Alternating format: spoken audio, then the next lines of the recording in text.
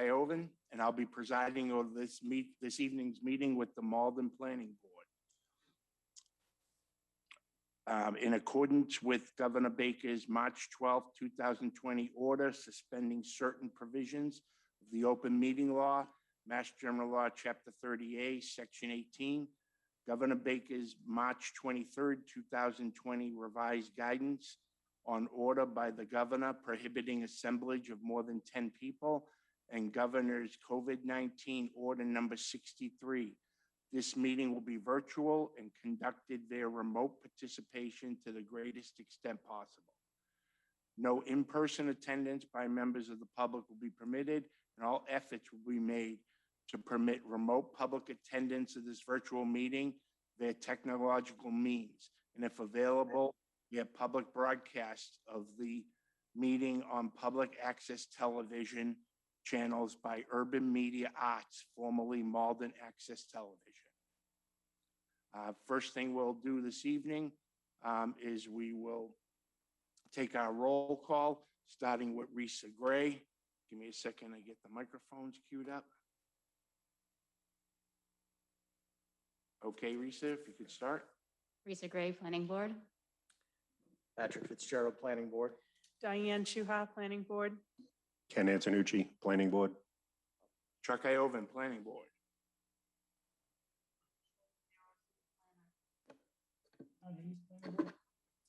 Eric Henry, Planning Board.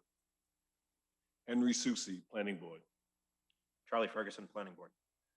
Thank you very much. I'd like to remind people to speak up so that the microphone picks you up when you're talking. Also, when you're speaking, you can lower your mask, speak, and then when you finish speaking, if you could raise your mask again. With the plexiglass between us, that should be adequate prevention. The first item on our list this evening will be 47 Francis Street. Ken, if you could read the notice, please.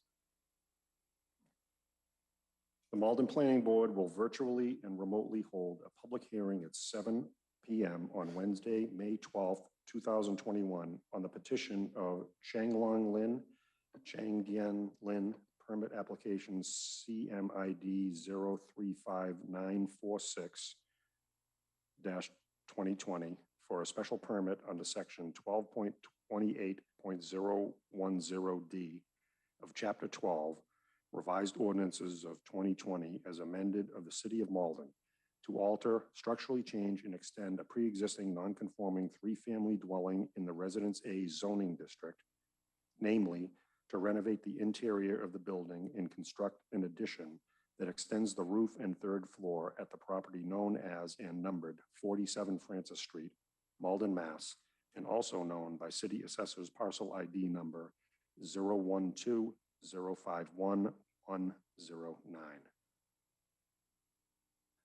Thank you very much, Ken. Michelle?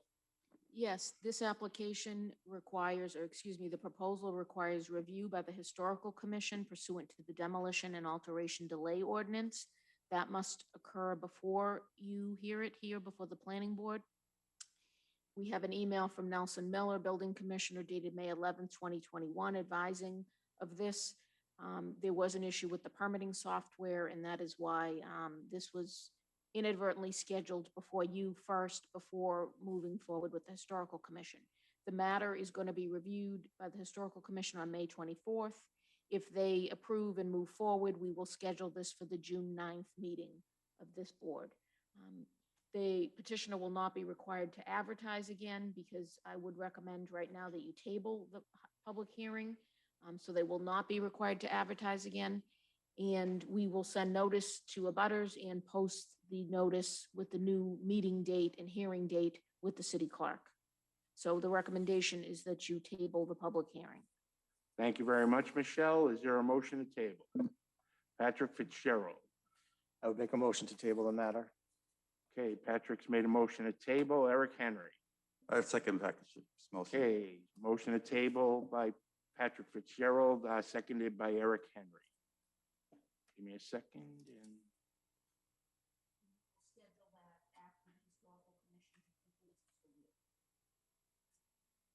And very good.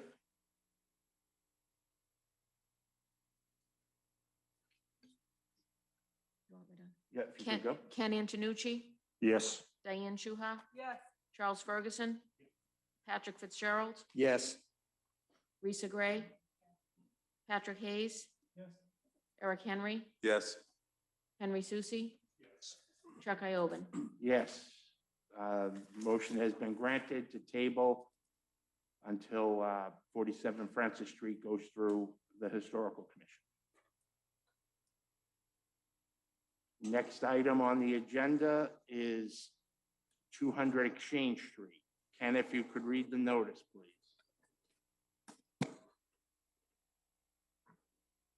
The Malden Planning Board will virtually and remotely hold a public hearing at 7 p.m. on Wednesday, May 12th, 2021, on the petition of 200 Exchange LLC, permit application number C00036825-2021 for a special permit under section 12.12.030 of Chapter 12, Revised Ordinances of 2020, as amended of the City of Malden, to allow research and development use and/or light manufacturing use of property in the Central Business Zoning District, namely the building containing approximately 324,000 square feet of gross floor area on 4 floors at the property known as and numbered 200 Exchange Street, Malden, Mass., and also known by City Assessors Parcel ID number 051278801.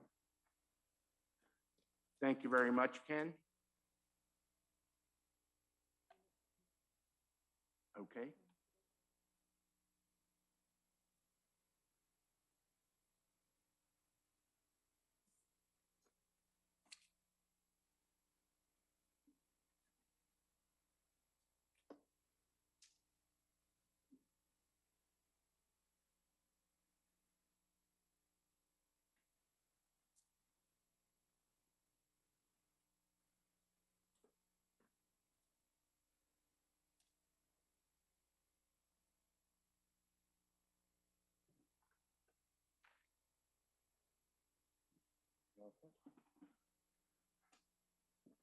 Okay, I see the petitioner's attorney out there. Michelle, if you could activate Attorney Callahan. Remind those that are speaking remotely, when you start speaking, please give your name and residential address for the record.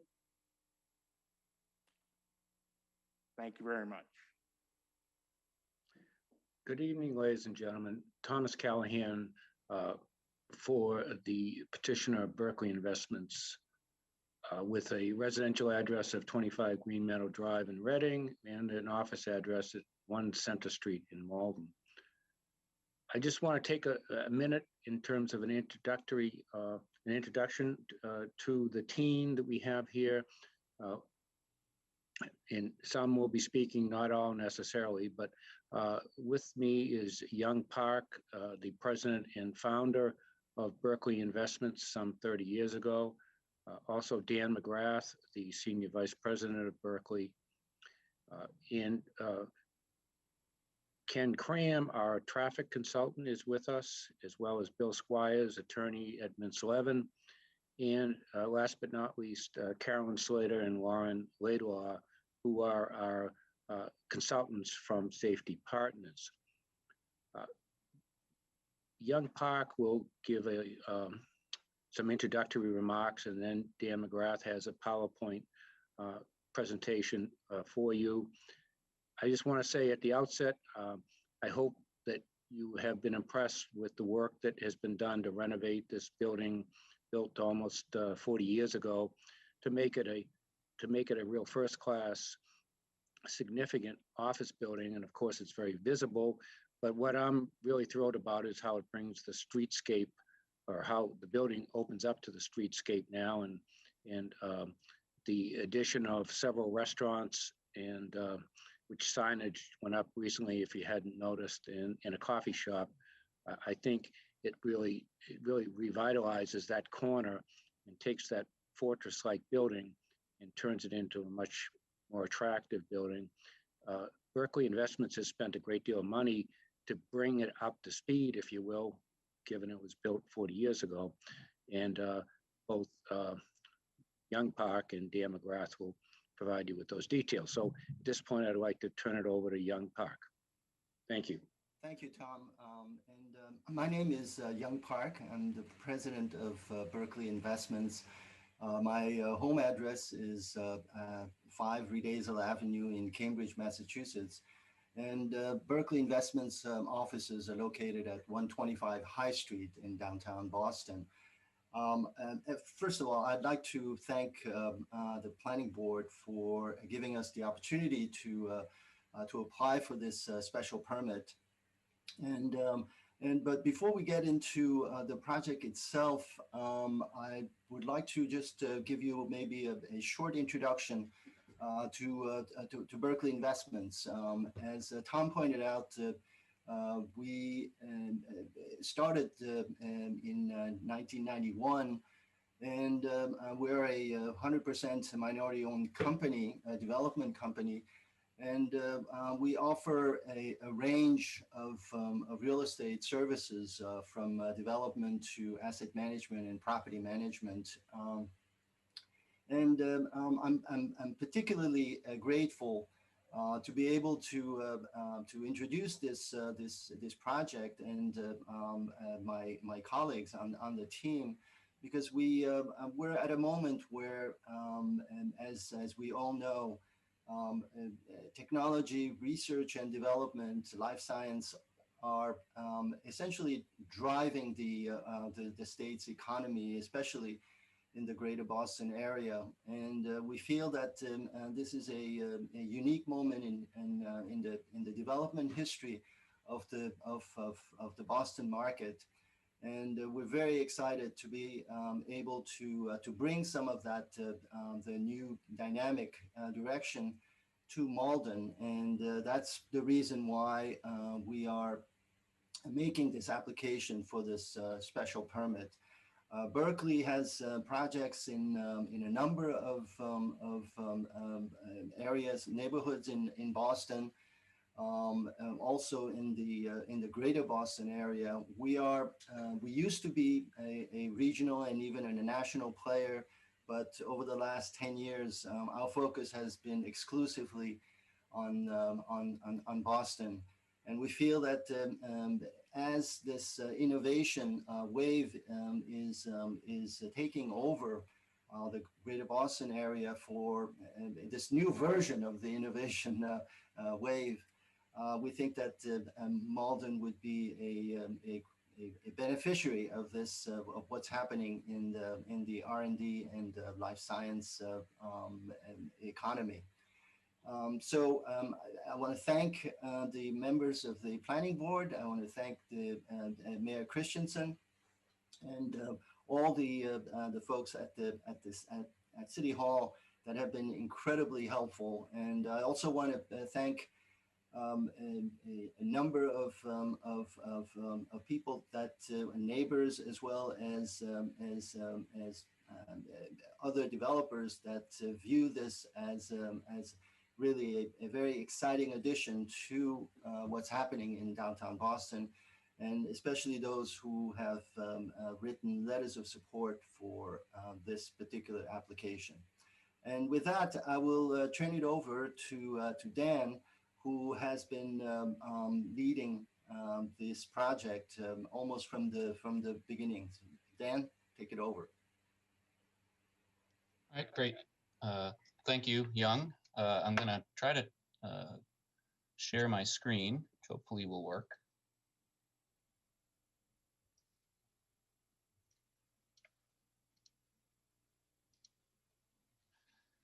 Can everyone see that? Yep. So I wanted to thank the Planning Board, Michelle Romero, and the planning staff for all of your efforts. My name is Dan McGrath. My address is 689 East 4th Street, Unit 6 in South Boston, Mass. Although I am a proud son of Brockton, Massachusetts, originally.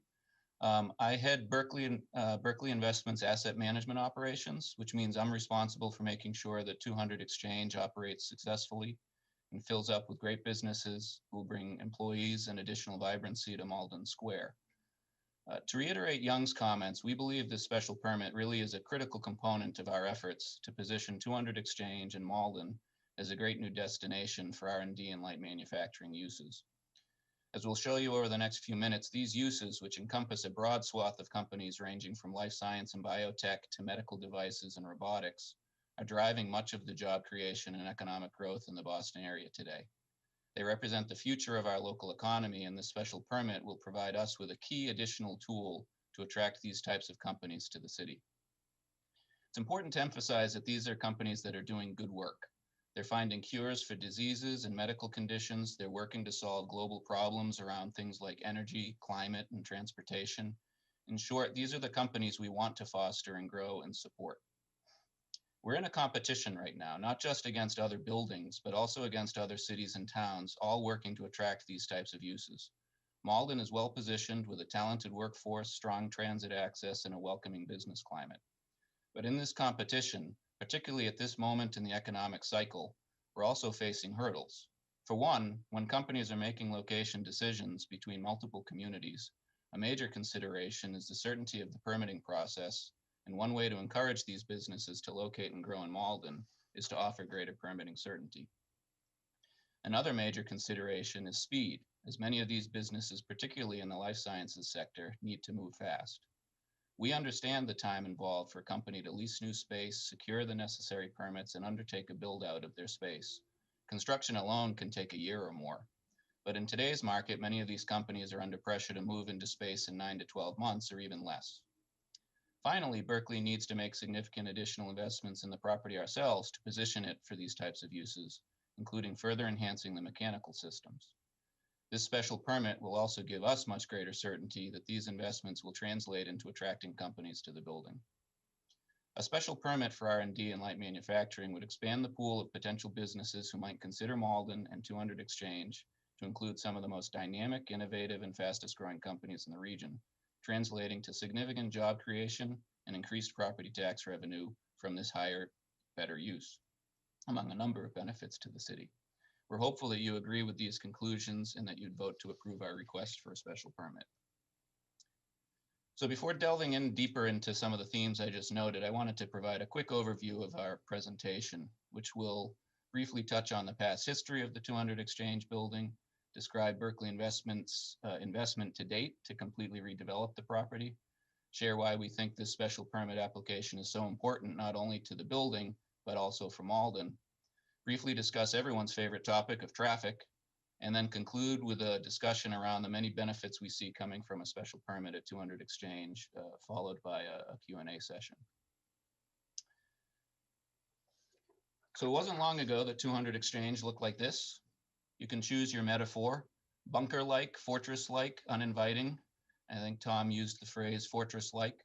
However you describe it, it was clear that this building was not contributing to the dynamic revitalization of Malden Square that the city was focused on. It really turned its back on the street with no windows and an imposing presence for weary pedestrians passing by.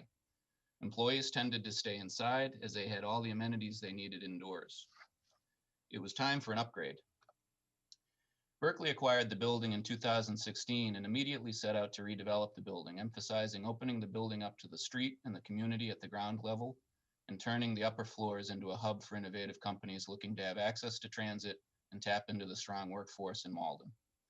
We started construction in 2009 and undertook the gut rehabilitation of the building, navigating through the COVID crisis, and ultimately completed the project last fall. To date, we've invested over $70 million redeveloping the property. That $70 million was invested in an extensive upgrade to the interior and the exterior of the building, adding 2 floors of glass on the first 2 floors to accommodate new ground floor retail storefronts and bring more light into the second floor, create all new common areas, including a new two-story entry lobby, which is down here on the left, and replacing all the mechanical systems with state-of-the-art new efficient equipment to replace the original 1980s equipment that existed previously. We added new glass on upper floors and added a large skylight on the 4th floor, all in order to bring natural light into the building. We added amenities, including bike storage for over 80 bikes, fitness, locker, and shower facilities, over 20,000 square feet of new ground floor retail space that is already bringing life and vibrancy to the street. As Tom mentioned, and as you've probably seen, 2 new restaurants, a Viva Trattoria and 110 Grill, just put up their exterior signage on Commercial Street, shown here on the upper left. And we expect that they'll open in the next couple of weeks, offering outdoor patio seating and great new dining destinations.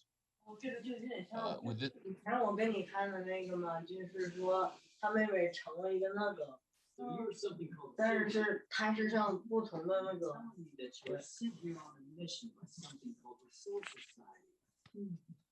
I'm getting some feedback. I'll continue. With this substantial upgrade, coupled with the success of the J. Malden project across the street, 200 Exchange is playing a pivotal role in the ongoing revitalization of Malden Square, helping to create a new gateway or front door for the city. Frankly, your whole story is just too incredible.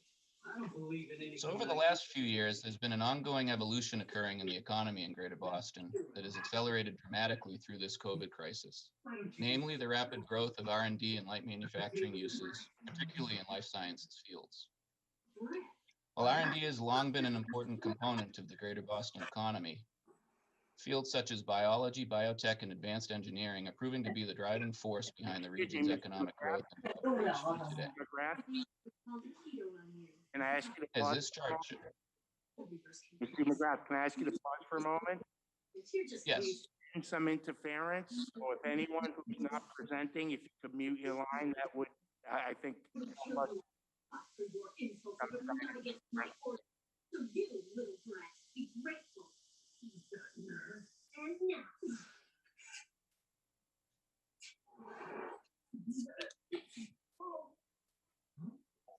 think she tried.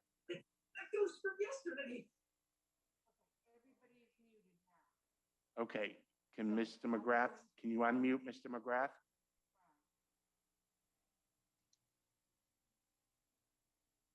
can you hear me? Yes, Okay, great. great. So as this chart shows, science R&D fields have seen a dramatic increase in growth over the last decade in comparison to the traditional office users who are the by right use at 200 Exchange. We do not see this trend letting up. To continue to tap into these engines of economic growth in Greater Boston, it's critical that 200 Exchange is positioned to move quickly to attract these groups to the building and the city, and this special permit will help us to do that. Even as the economy slowed dramatically in the height of COVID, the demand for such R&D and light manufacturing space has skyrocketed, as reflected in this chart, showing demand for space spiking over the last year, up to over 5.5 million square feet of demand for space in that realm. Federal funding, venture capital investment is flowing into the R&D sector in Boston, particularly in life science fields, and that is driving growth, hiring, and a need for space for these companies. But these types of companies are scrambling right now because the market is tight and there's limited space available. In particular, life sciences companies are faced with high rents and very little available space in places like Kendall Square and Boston Seaport District. It have been shifting attention further into the suburbs, including communities like Lexington, Waltham, Woburn, and Watertown. We are in direct competition with these communities, but that's where 200 Exchange and this special permit can come into play. If we can provide companies in these industries with an easy solution to their space needs with the transit access and workforce offered by Malden, along with permitting certainty and the ability to move quickly, we believe we can win the competition and draw these companies to Malden. There's a window of opportunity for 200 Exchange and Malden to tap into, but the time to target these types of companies is now. As this chart shows, the developers aren't sitting still either. There's new construction on the horizon all across the region that will come online later in 2022 and into 2023 as other communities are vying to attract these same companies. So we need to move with speed to tap into the demand in the market as soon as possible. A number of key factors companies consider when they make location decisions favor Malden. The most important is access to talented workforce. I'm going to show a couple of charts here that I think are really pretty compelling and probably interesting to you, but hopefully also compelling to companies looking for space. This chart shows demographic statistics generated by JLL, a global real estate firm that's working with us at 200 Exchange. It shows Malden's in the bullseye of workforce talent for R&D fields. In particular, this chart shows census tracts in Malden and Medford competing with Cambridge and Somerville for the number of residents who work in life sciences fields. The same is true in a field called GMP, or Good Manufacturing Practices, which is manufacturing focused on pharmaceutical, medical, and food production, where they need to adhere to strict quality control guidelines. Again, as you can see here in the dark green, Malden is one of the top locations for such workers. Companies also care a lot about locating in dynamic walkable communities like Malden, and more than ever, companies are valuing diversity in their workforces, again placing Malden in an enviable position as one of the most diverse communities in the state. Malden's also demonstrated a commitment to welcoming businesses, securing the coveted platinum designation for Mass Bio as a welcoming community for life science and biotech companies. Obviously, companies also want to know that the building itself can meet their needs. Here, 200 Exchange is well positioned as well, with ample loading, ceiling heights, new systems, floor load capacity, large floors. But for many of these companies, there's significant additional infrastructure needed, such as enhanced HVAC and other mechanical equipment. For Berkeley to make the investments to further upgrade the building for these uses, we need the certainty that comes with this special permit request. Companies also want that level of certainty and predictability. Malden would be a new location to consider for many of these groups, and we want to make sure it's a smooth process for them to choose a location here with confidence. Also key is speed. In this chart, a significant majority of companies are shown that need to move fast, particularly in the life sciences space, needing to get into their space within 12 months of being out in the market. At first glance, you might think that 12 months should give companies plenty of time, but in actuality, it's an incredibly short span of time. These companies need to search the market for space, negotiate a lease with a landlord, and then design, permit, and construct the space. And as I said earlier, construction alone can take a year or more for some of these companies with unique, sophisticated requirements. So the more we can do to speed up the process, the better positioned we'll be to compete. A final element to note is that many companies in these sectors like to locate in clusters where other like-minded companies and employees are located. Kendall Square in Cambridge is the most prominent of these clusters, but today they're also popping up in places, as I said, like Waltham and Lexington and Watertown, with Somerville not far behind. Given all of the strong attributes that Malden has, there's no reason the city can't be home to another cluster of innovation companies, and 200 Exchange can be the catalyst. So what are the specific uses we're targeting with this special permit?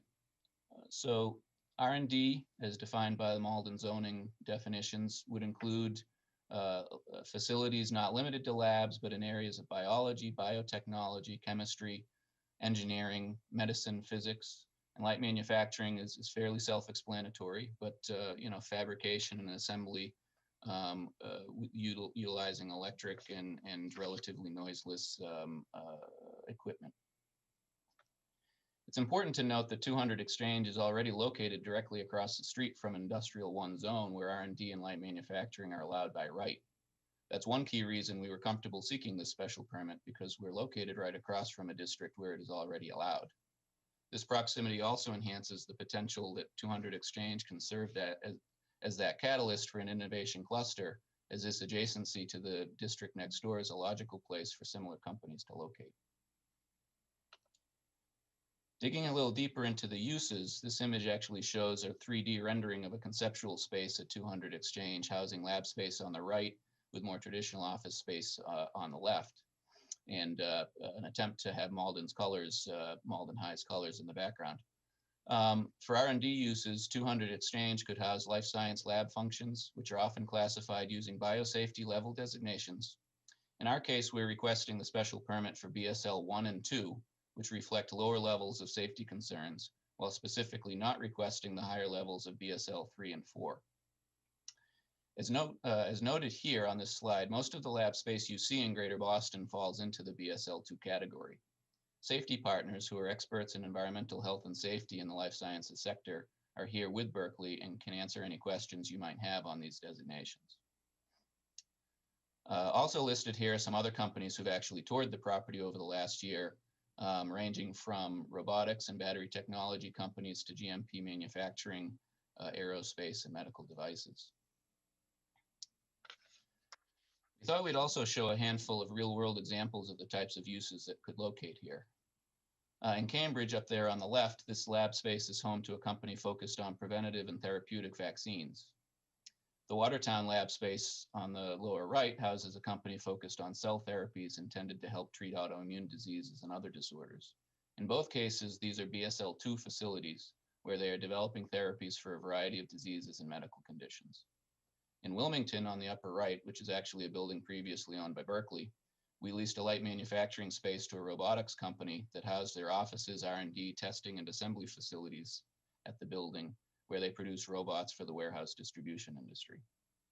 It's important to note that many of the spaces, while falling under R&D or light manufacturing, still have considerable office space in them, as well as other amenity space, as shown in the Watertown images.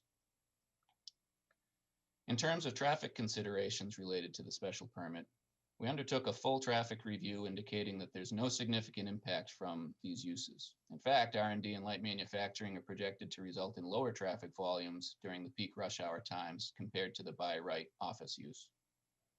As noted earlier, the redevelopment already includes extensive bike storage and fitness facilities, a transit screen in the lobby, complete replacement of the sidewalks and pedestrian ramps around the property that total over $120,000 of investment. When we acquired the building, we also contributed $250,000 to the Malden Redevelopment Authority for upgrades to the Jackson Street garage as part of our parking agreement there. We intend to implement a traffic demand management program and committed to contribute over $26,000 to fund safety enhancements identified by the city and the city's peer reviewer. So in conclusion, I wanted to just highlight some of the key benefits we see for Malden from the approval of this special permit request.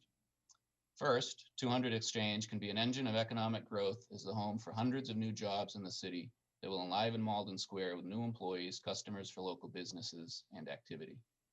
Second, it'll result in significant additional investment into the property, creating over 100 new construction jobs in just a first round of upgrades alone. This investment will result in a significant increase in the tax base from these higher value R&D and light manufacturing uses. Third, it further solidifies Malden's position as a community that is welcoming to business, positioning the city as a potential new innovation cluster in the greater Boston area. Finally, it advances the vision and planning efforts of the city to promote the revitalization of Malden Square and ensure the central business district remains a key driver of economic growth in the city. Berkeley's focused on continuing to invest in Malden's future and continuing to be a part of the community in the city. We're excited by the possibilities that this special permit could yield for 200 Exchange in the city of Malden. We look forward to answering any questions you might have and respectfully ask that you support our special permit request. And with that, thank you, and I'll hand it back to the chair. Thank you very much, Mr. McGrath. Couple quick questions right off the bat from the presentation. Could you expand a little bit more on the transportation coordinator that you proposed? Now, will that be someone Berkeley will be hiring and maintaining, or is that something? So the intent would be we will have a property management staff who will be overseeing the building on our behalf, and as part of that effort, one of those individuals will be designated as our transportation coordinator, and he or she at several of our other buildings, particularly a building in Waltham, the Waltham Watch Factory, we coordinate efforts at carpooling, posting information about transit, posting information about ride sharing and other opportunities to sort of incentivize people not to drive. And that would be our intent here. That would be someone part of the property management team? Yes. Okay, it's not. Which is in-house to Berkeley. Not a traffic engineer? No. Okay. Presuming you get the approval this evening, how long do you think it will take you to fit out the building and rent it out? You've thrown around that 12 months is a quick time frame. Other than the restaurants, did you have any tenants, proposed tenants already? Or are you starting from scratch once you get the approvals? We are talking to some tenants right now. I think we were talking to a number of tenants as COVID started about a year ago, several of whom pressed pause. But as I mentioned, we have had several groups, including battery technology companies, actively touring. We have had a handful of life sciences companies tour, but their timelines were too quick for us to be a viable option for them. Our expectation is, should we get this special permit, our intention is to proceed as quickly as possible to get plans in place and construct the improvements that are required, particularly for a use as a life science facility.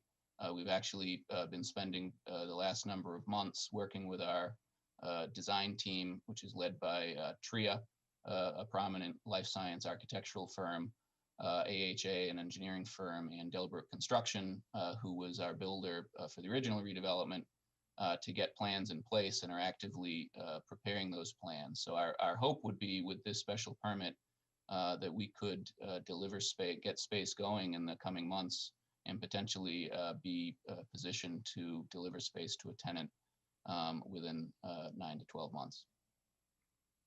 Okay, what would you expect a year from now, the occupancy rate to be? Our hope would be that we'll have some tenants lined up. I can't say that they will actually be in occupancy, but the certainty that would come from this special permit process, I think, would be a very encouraging sign to companies that this is a viable option for them. And my hope would be that we would have several tenants. I can't predict the sizes, maybe Young wants to, but you know, our expectation is we would have several tenants and be in the six figures. It's a 300,000 square foot building that we'd be in the six figures in terms of how much we've leased it up. But you know, I can't say for sure, but this will definitely give us an important tool in our toolkit to get tenants to the building. Okay, thank you.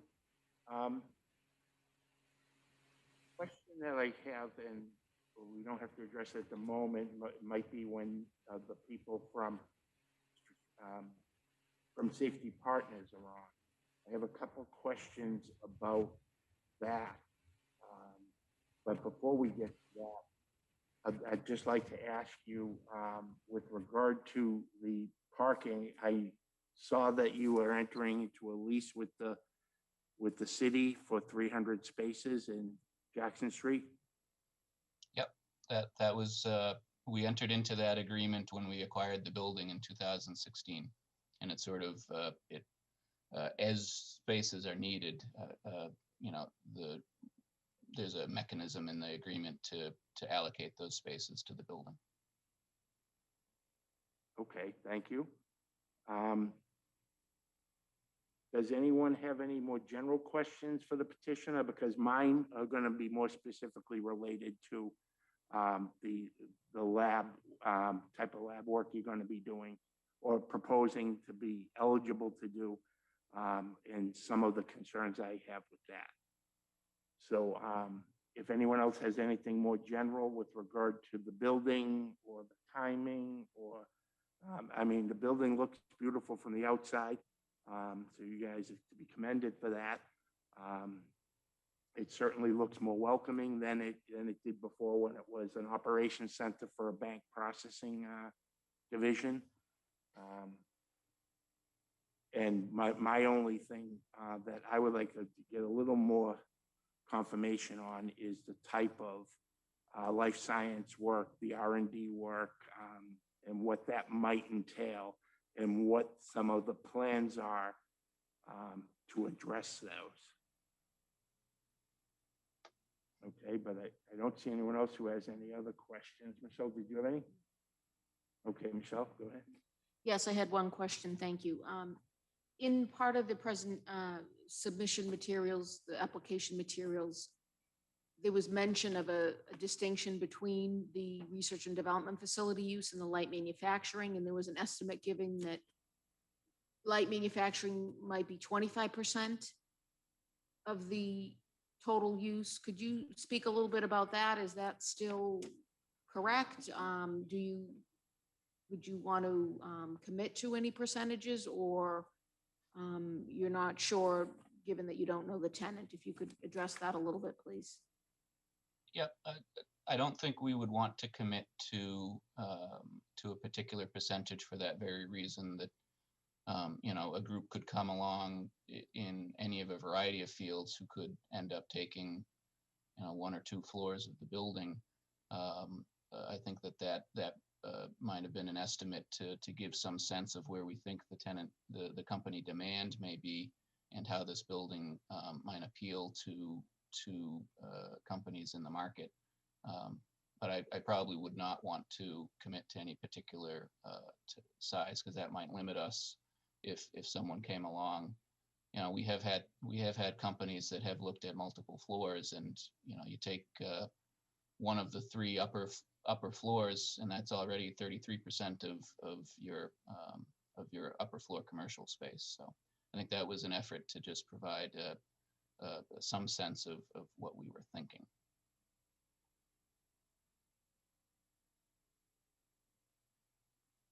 Are you all set, Phil?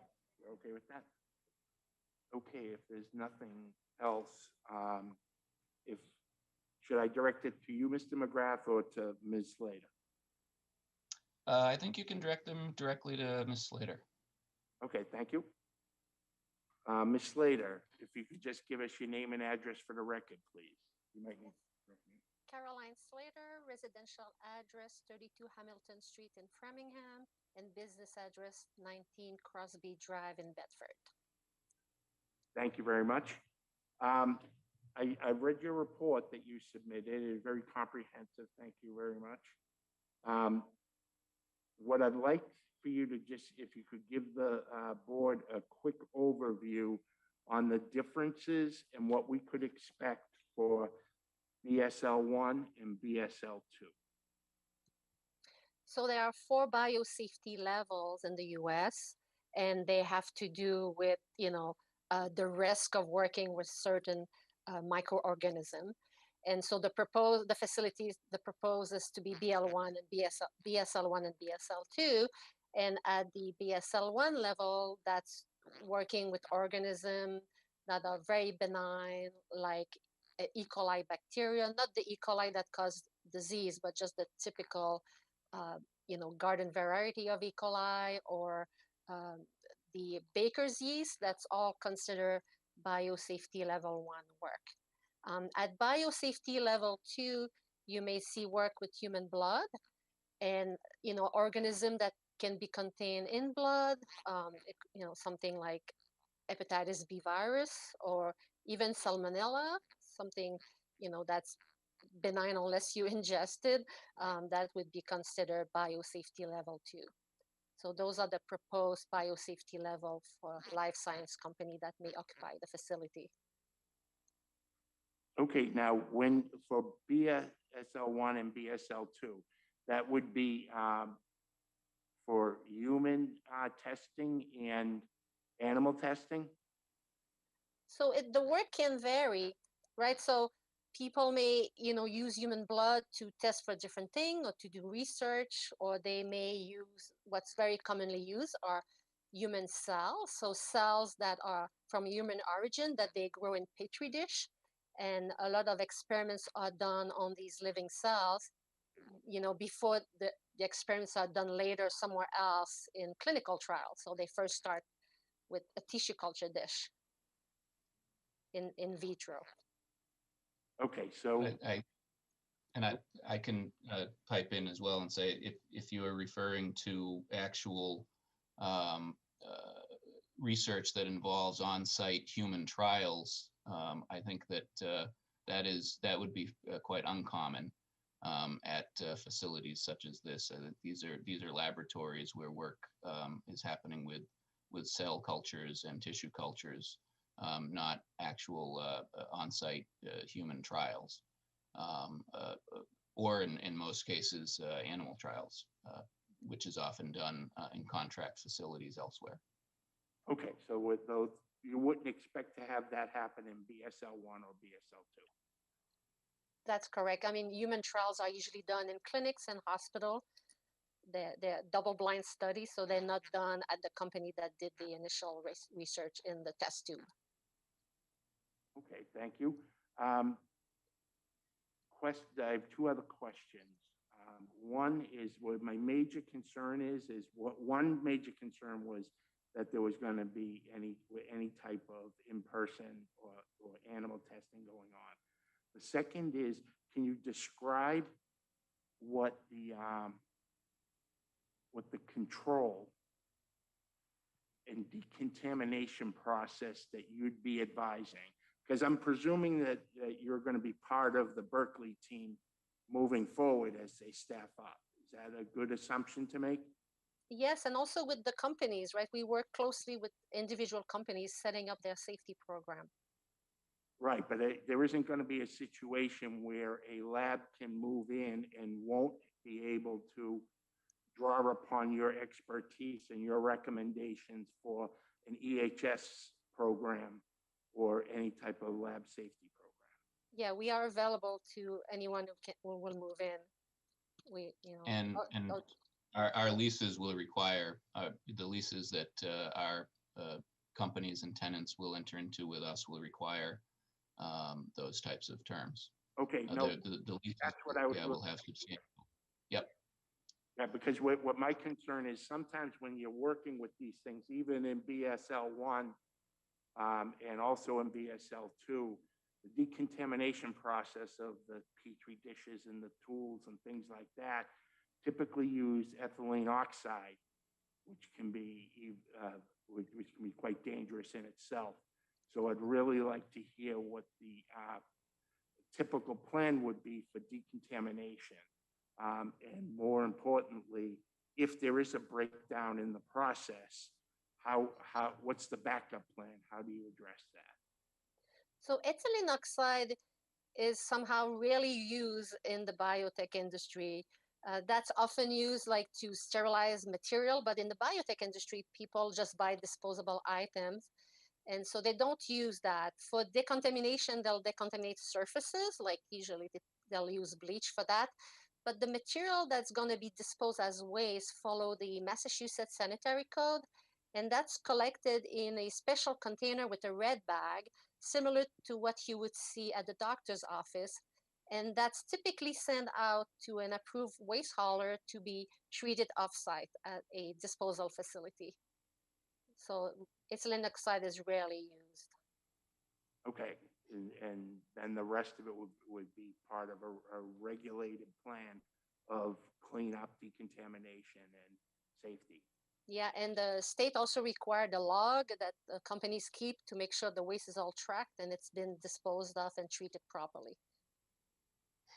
No, great. And again, our leases will have extensive information about procedures to ensure, our interests are aligned to ensure that everything is handled properly, and these groups secure necessary permits and follow the proper protocols. No, great to hear. The last question that I have is regarding ISO 17025. Do you require your labs to achieve this accreditation?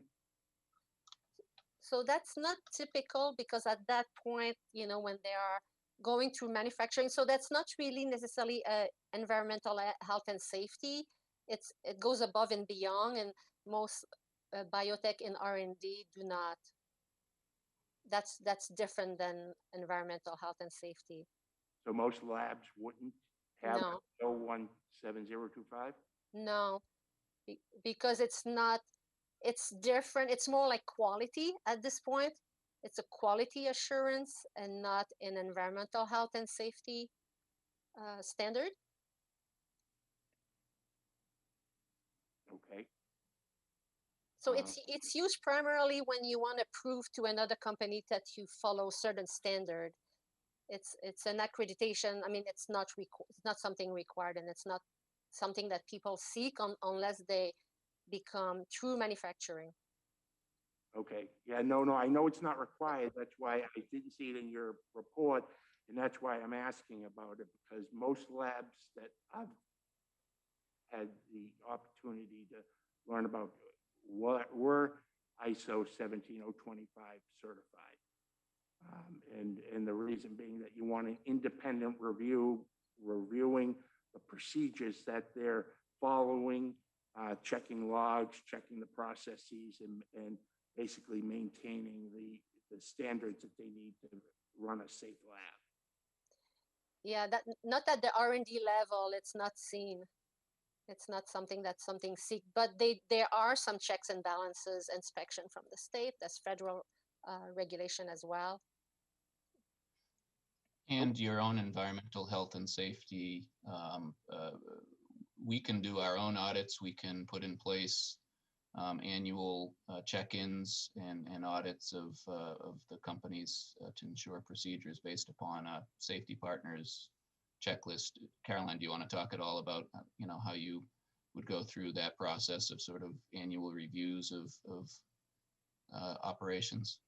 Yeah, many landlords have like a questionnaire and an annual meeting with also their tenants, just to make sure they have all their operating permits and training and all the environmental health and safety programs are in place. So that is typical. Well, there's this due diligence that's often done. There's some language also in the lease very often. Okay, thank you very much. Does anyone else have any other questions for the petitioner? Patrick Fitzgerald. Thank you, Mr. Chairman. Is the property owner aware of the current status of the area sewer lines around the building and how that would relate to any potential industrial wastewater that could be associated with the use?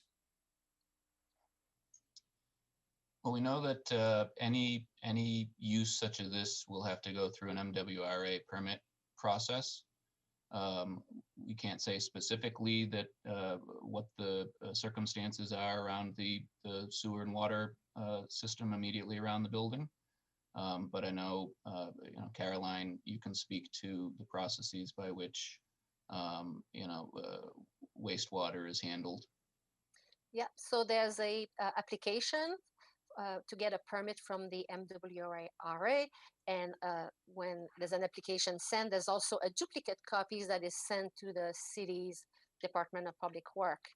And there are a lot of regulation from the MWRA as far as what can go and cannot go down the sink. And pretty much in a lab, almost everything is collected to be sent out through a waste hauler for disposal. Very few things are disposed of down the sink.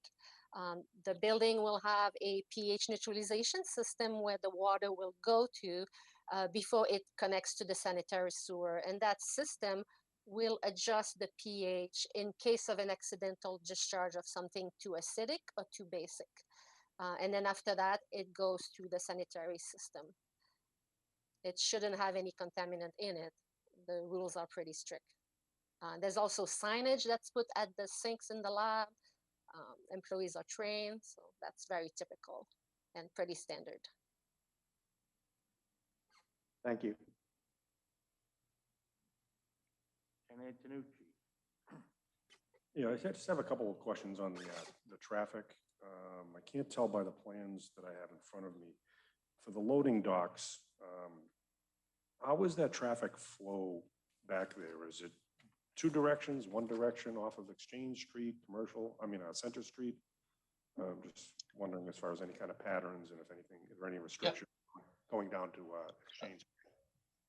Well, typically, the alley is actually a part of our property, and typically the vehicles will come down either Center Street or Commercial Street, turn up Exchange for the one block, and turn in from Exchange Street into our alley and drive down to the loading docks, and then pull out onto Route 60.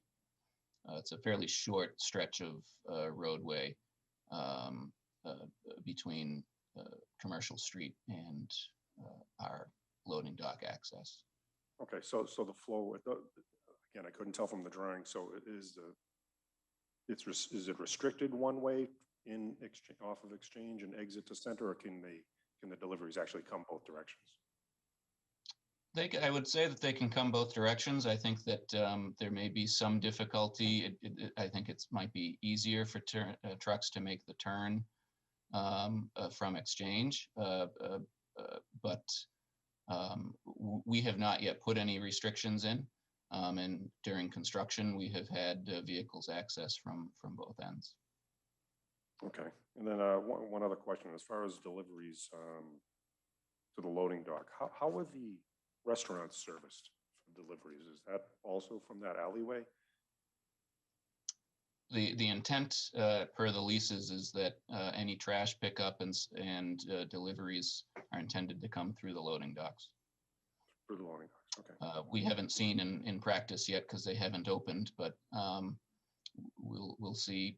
But certainly per the lease, the deliveries and trash are in and out through the loading dock.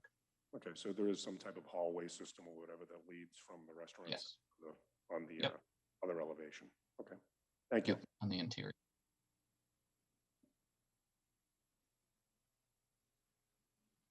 Okay, any other questions for the petitioner? Eric Henry. Thank you, Mr. Chair. It's just a general question and was got me thinking when we were talking about the wastewater storage. Was any consideration given to stormwater management in the construction phase of the project? I think some of those systems were reconstructed. I can't speak specifically to it, but in that substantial investment that was made, there was a lot of site work done, a lot of drainage put under the sidewalks and drainage systems put in place in the building. I don't know, Young, if you have any further insight into that. No, I don't, but that would be easy to ascertain. I mean, the one thing that I would point out, this is not a new building. And, I was just thinking about what Bank of Boston and then Bank of America did here. This was a check processing facility, so there was enormous truck traffic going in and out.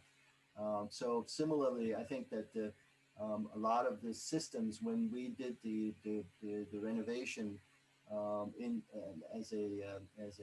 originally as an office building, all of the systems were reviewed and checked, and that means all the systems, whether it's the electrical service, the storm sewer, and obviously all the environmental reviews were done.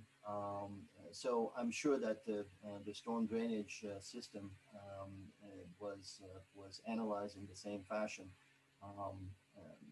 We don't have the people that were involved in that phase tonight, but we certainly can provide you any additional information.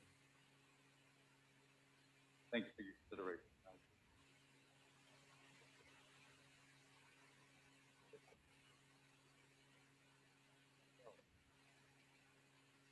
Thank you. I have a few questions. One, I guess we'll go back to the type of labs and testing.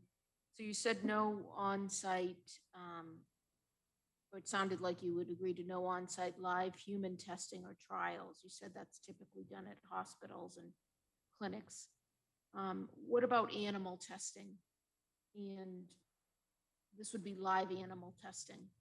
Would you, have you been, any of the companies been interested in that, or is that something you would consider agreeing to not, unless you identified the tenant, you could come back? I'm just wondering about animal testing, not just mice, but, other types of animals and things like that. I think we'd like to maintain the most flexibility we can. However, I think there are, and again, safety partners, I think, can speak to, how vivariums and rodent regulations are put into place. It is true that a good chunk of that type of research is done at specialized facilities.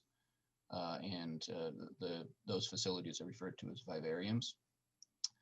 Ideally, from our perspective, we wouldn't want to limit the companies we speak to not allow that, but certainly there's very limited research done, I think, above, the category of mice. And maybe Caroline, you can touch on that a little bit. Yes, most of the work is done in mice and rats, but it's a big investment to build a vivarium. So very often it's outsourced to, other places where they offer space for work to other companies for having a vivarium. But when it's done, people do follow the Animal Welfare Act, and the protocols for working with animals are reviewed by a committee that involves a vet who's on the committee, and very often a community representative. But because of the investment, it's very often done somewhere else. But yeah, I had seen in your report talk of vivariums, which you just mentioned, and I'm not an expert at it, but it did seem like it could involve any types of animals, not just mice and rats. Is that correct? Could be more, the vivarium is like the living environment, so it could be any animal that's in it. It's not just mice and rats. Is that correct? So yeah, but we don't really see anything else than mice and rats. The higher level animals, we don't see it in small R&D companies. Okay.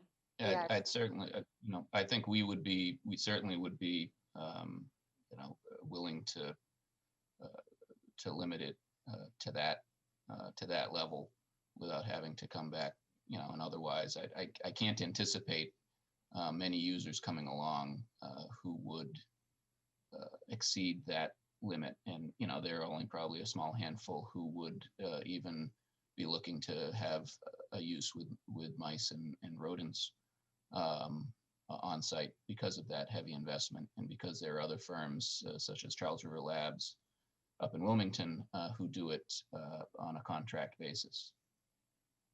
Okay, so you would consider limiting it to animals if they were mice and rodents? Is that what you're saying? Yep. Okay, thank you. And on that note, the scientist, she mentioned this committee. I have a couple questions about, in general, the regulations, and I read through the report. So each company, depending on the type of company, is subject to its own regulations. There may be oversight by certain federal and certain state, and others may not be. Is that correct? Or there's not like one general oversight? There are some general, like if you thinking about OSHA hazard communication, that all the hazards have to be communicated to the workers. That's pretty general when a company is using any type of hazardous material. So that applies to all of them, unless it's an office and they don't work with hazardous material. In terms of waste, if it's biological waste, the sanitary code in Massachusetts, that's universal to all companies who generate biomedical waste. So it applies the same in biotech that it would apply at the doctor's office in terms of disposing of the material. So there are some regulations that apply across the board depending on the type of research. So certainly a light manufacturing company that is assembling parts will not have any biological regulation applying to them because they don't use biological material. Okay, so thank you. So thank you for that clarification. So would you be, I know you mentioned you were going to have it in each of the tenant leases. How's that going to be determined? Will there be an overriding environmental health and safety program for the whole building? And would you manage it that way? And then there'll be just each individual company will have its own safety plan? Because we were going to recommend that you do have a program for the entire building so that we can be up to date. The city can be up to date on what's in place. And would you be able to do that, to compile it and give us an annual report every year so that we would, or how was that going to work? You said you'd be available if they needed help, but would you be definitely working with the group, the building owner that is, to do a plan for the whole building, or? So typically the landlord will have some kind of questionnaire to see what kind of material a company is working with. But in terms of the plans, right? Let's say a company is working with hazardous material. They are required by OSHA to have either a hazard communication plan or a chemical hygiene plan. That has to be written by the employer, specific for the employee. So usually landlord doesn't have an overarching document because everything is specific. So it has to be customized and the employer is responsible. I'd say we could probably, coordinate a report for the city, working with safety partners that outlines the general policies and procedures that we are employing at the building and in our leases, and that perhaps summarizes the activities of the various companies. I think that, we could certainly work with the city to come up with an approach that would give you comfort. Okay, thank you. And then my last question did have to do with what Ken had asked about, which was that driveway out back. So if, there are no U-turns on Center Street, Route 60. So if trucks come in they come into your driveway off of Exchange, when they leave, they have to take a right. So they'd have to be heading, east on Center.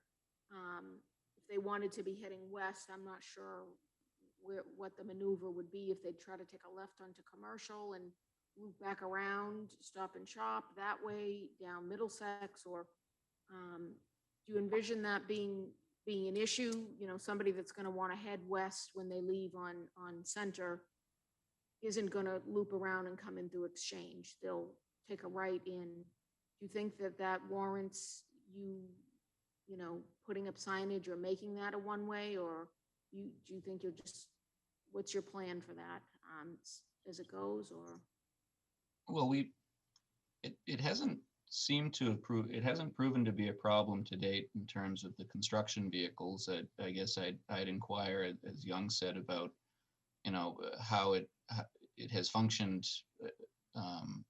with those loading docks and with trucks for many years, back, in the Bank of New England and Bank of America days. So from our perspective, it hasn't proven to be a problem. And I think in Ken Cram, in your study, I don't know that you noted that it was, it was showing up in any crash incident reports or police reports. But, if there's a concern about it, it's something that we can certainly look into.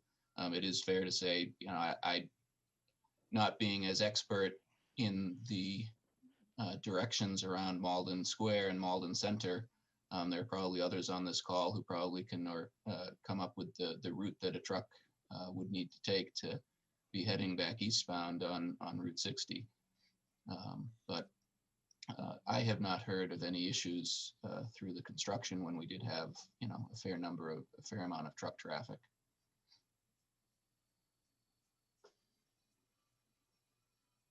Okay, thank you. Okay, Ken Antonucci, you had a question? Yeah, well, no, it was just more of a comment. So I think in order to go east on Center Street or Route 60, you have to either come down Exchange and take a right after the Jackson Street garage, and then you can take a left, or, versus circling around.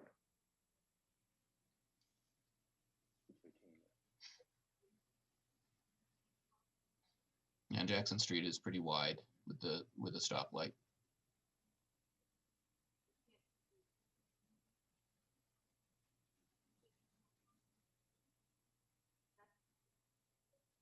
Right. If it's a two-way.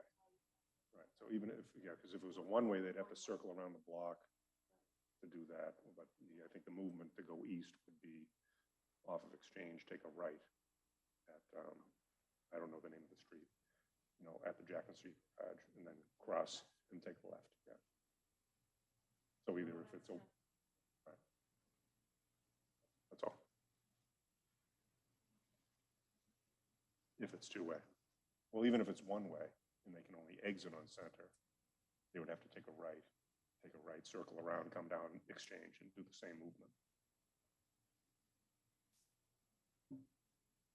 Okay, so second. Anyone else have any other questions for the petitioner? Risa Gray. For R&D and light manufacturing teams, do they usually have standard business hours, or is it 24-hour operation? Or do you anticipate extended business day for any of the teams? Mr.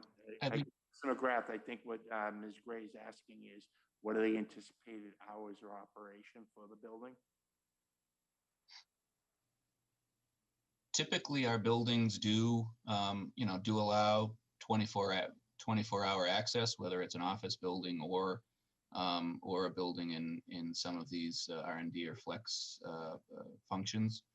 It's probably true that we can envision, postdocs and medical professionals showing up in the evening and doing work. They do operate in different hours sometimes, but I think the primary workday remains the same in a life science building, similar to what you'd see in Kendall Square and other places where life science buildings are active. They still primarily function on a typical day. Maybe it's a little more like 10 to 6, but whether it's an office building or life science, we do typically, we do allow 24-hour access, and these companies have the right to access their space at any time. Caroline, I don't know if you have any insight into, some of those types of questions. Yeah, people generally work during daytime. There might be a couple of people staying longer. Someone may come on the weekend for an hour or two just to check that their, cells are still alive in their test tube. So, but generally people are there during the day, during the weekday. Okay, Mr. McGrath, you all set, Risa? Mr. McGrath, can I just ask one question?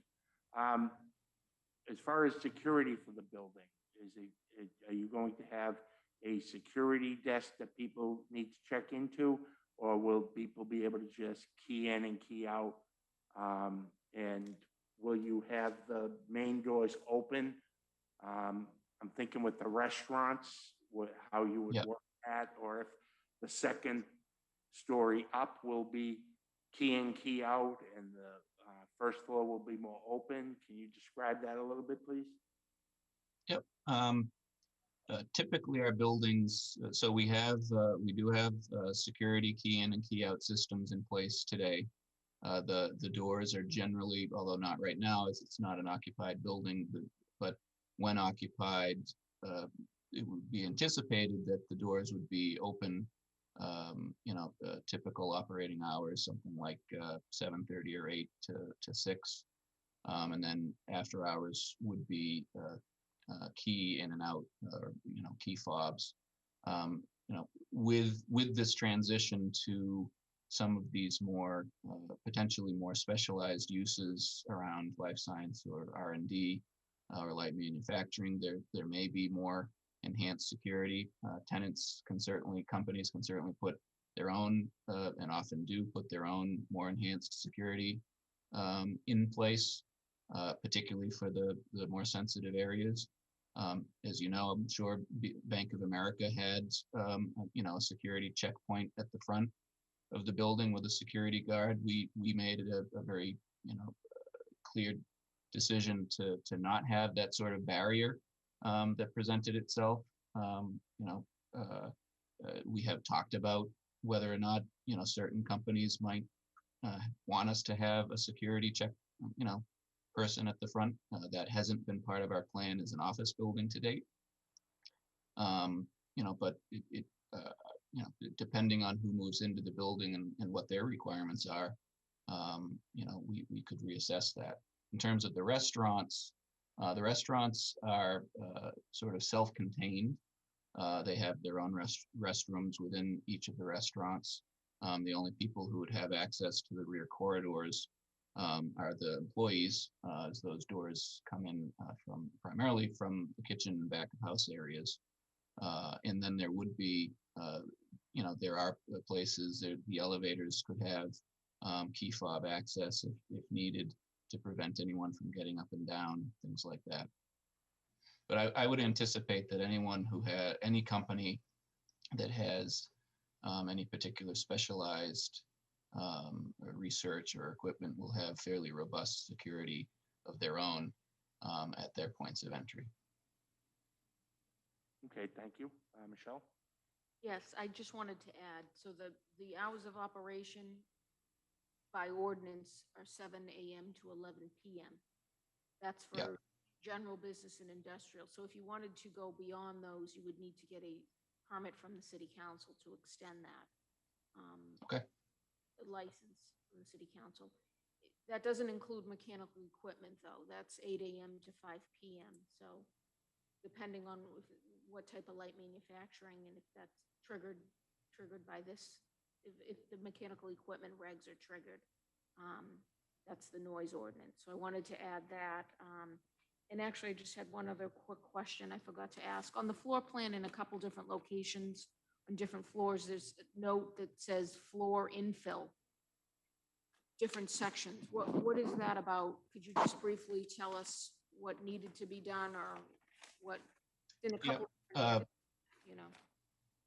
A Bank of America had, we call it a depressed slab area, where the floor is depressed by 18 inches throughout a couple areas of the floor on a couple of the floors. And that was for underfoot infrastructure, primarily fire suppression, specialized fire suppression system that B of A had for their data centers. So you'd actually, instead of seeing sprinkler pipes or something, because of the sophisticated nature of the data center equipment, you would have a specialized fire protection system that actually ran under the floor, along with other things. So that there are areas of depressed floor, and we have left some of those areas because what it actually does is add 18 inches of ceiling height that might be valuable to some of these types of companies.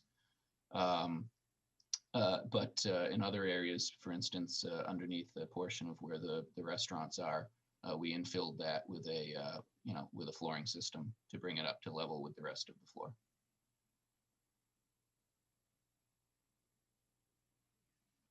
Okay, very good. Anyone else have any questions for the petitioner? Is there anything else you would like to add, Mr. Draft? I don't believe so. Very good. Thank you very much. At this point, then, we will entertain those that would like to speak in favor of the petition. Anyone who would like to speak in favor?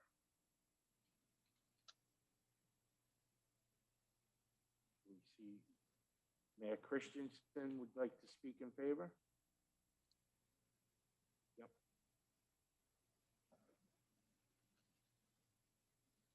Good evening, everyone, and let me get my bearings as this is my first in-person meeting.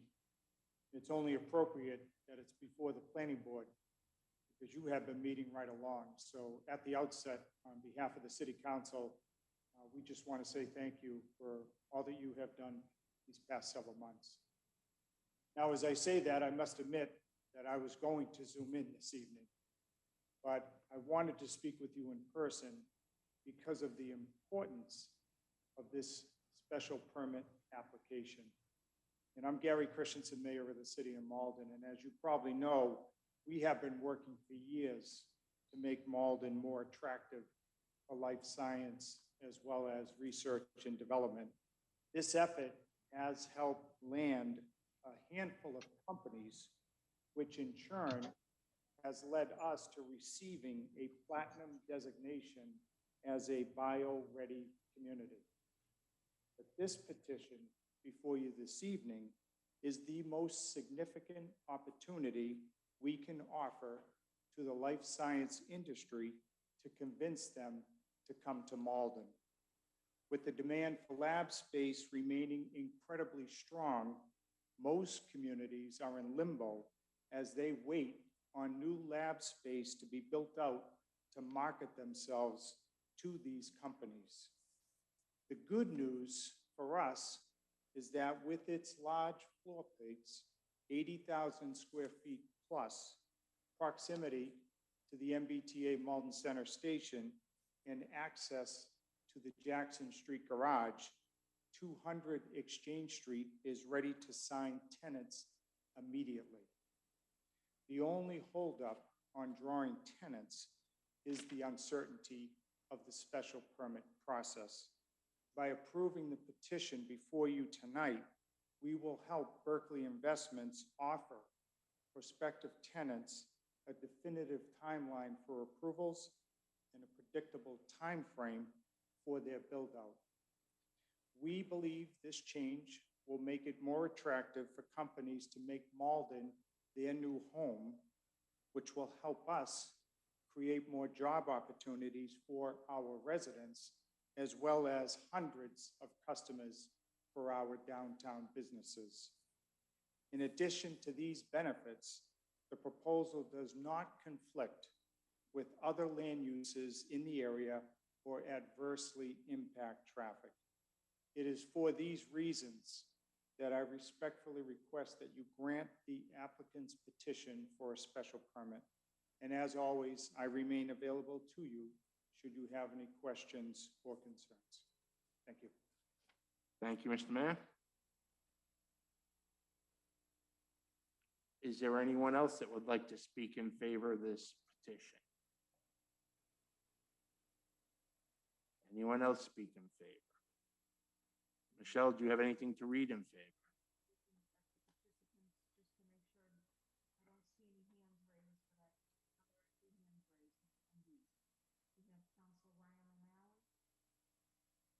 Very good. Councilor O'Malley. Hello, can you all hear me tonight? Can you hear me okay? I'm going to go with yes.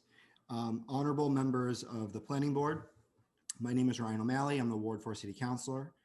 And as I'm sure you know, my role as the Ward Councilor is to vet projects and to ensure that they are beneficial for the neighborhood in which I represent and the constituents in which I represent. And when it comes to that, I do want to say with this particular project, similar to what Mayor Christensen had said, I do speak in support of the petition for a special permit for research and development at 200 Exchange Street. And I respectfully ask that the following conditions be incorporated into your decision to ensure that this project is successful and lives up to the high standards of quality that we expect in Malden. Number one, that the special permit be limited to BSL1 and BSL2 uses. I would, however, caution against further limiting the uses related to any development of medicines related to infectious diseases, not because I take it lightly that there is a small risk or some risk there, but because where we are at right now, particularly with the pandemic and research and development in our region, there's a good chance that the companies that will be coming here may be doing research in that particular area. Number two, that the petitioner work with the city engineer to investigate the structural integrity of the sewer lines in the area surrounding and downstream of the project to ensure that the proposed creation of industrial wastewater at the site will not leak into the groundwater or the Malden River, which runs under the site. Any modifications to the sewer system needed to accommodate the industrial wastewater should be done by the petitioner to the satisfaction of the city engineer. Three, resurface roads as needed around the project with a 2.5-inch mill and overlay done to the satisfaction of the Director of Public Works. Number four, submit a landscaping plan for approval by the Ward Councilor covering both landscaping on-site and surrounding sidewalks. The landscaping plan should be entered as a condition as a special permit. I do want to say with that, I am very satisfied with the landscaping as is. I do think it is very important that that landscaping plan be entered as a condition of the special permit to ensure that if this building gets sold in the future, they are also held to the high standards that Berkeley has set. And number 5, that the petitioner plant public shade trees within the public right-of-way surrounding the site according to the approved landscaping plan, and that the petitioner replace any dead or dangerous shade trees to the satisfaction of the tree warden. Again, in this circumstance, it doesn't apply to necessarily right now, but as a city, we do have to plan for 50 years down the line, and trees eventually do die and do become dangerous. So I would recommend that we put that into the special permit as well. Thank you. Again, my name is Ryan O'Malley, Ward 4 City Councilor. Have a great day. Thank you very much, Counselor. Is there anyone else who would like to speak in favor? Michelle, you said there was a second hand up.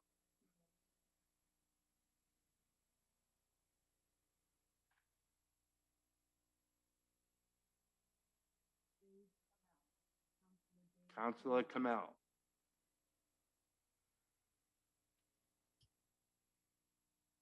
Hi, folks. Can you hear me? Yes. Awesome. Thank you so much. Thank you all for taking comment, and thank you for considering this special permit. And just to echo Mayor Christensen and Councilor O'Malley, I'll try not to repeat a lot of what they said. I respectfully ask that you grant this special permit. A couple of things I do want to mention from my own kind of point of view. Prior to my work in the software industry and being a city councilor, I'm a licensed professional engineer that spent over a decade designing ventilation systems, including in life science spaces. So I absolutely can attest to what the petitioners said in terms of how much lead time is required and how much infrastructure investment is required. And if these folks are ready to kind of offer that to the market right now, which I hope folks are kind of in touch with and see just how big of a demand there is right now for these kind of spaces, this would certainly give Malden a huge advantage. Exactly, I want to echo what they said about the infrastructure, the innovation cluster. That's exactly, I think, what's going to get the ball rolling on that. And then just the reverberations, the economic reverberations of, so either we're going to, folks that are going to go to this building are going to either, that are going to work in this building will either live in Malden and will bring jobs to Malden. And the folks who are coming in from other cities, they'll be bringing in types of employees who will go out and, bring business to the surrounding restaurants for lunch. They'll go shopping on their lunch break. They'll go for dinner and entertainment afterwards. Just providing so much further of a boost for the downtown area, which is what we've been, sort of as an entire city, mayor and city council have been sort of moving ourselves towards. So this is really the last, we've been setting up the chess pieces for exactly this kind of thing. I really strongly encourage us to say yes to this, because this is where we've wanted to go. So just looking at my notes, I think everything else has really been covered. So, and I just wanted to mention on the hours, somebody brought up the hours, which is a good question. Certainly, I would imagine light manufacturing would not be working 24/7, but, as mentioning engineering or software in the offices I've worked at, definitely worked till midnight on when deadlines loom or gone into the weekend. And I think that's fairly common when you're talking about certain professions that are working more towards deadlines rather than sort of an hourly consideration. So I think it's pretty normal for either an office space or a research space, which I imagine they'd have the same kind of considerations. So thank you all once again. To sum up, please, I would respectfully ask you to approve the special permit, and it'll be a great thing for Malden. Thank you. Thank you, Councilor.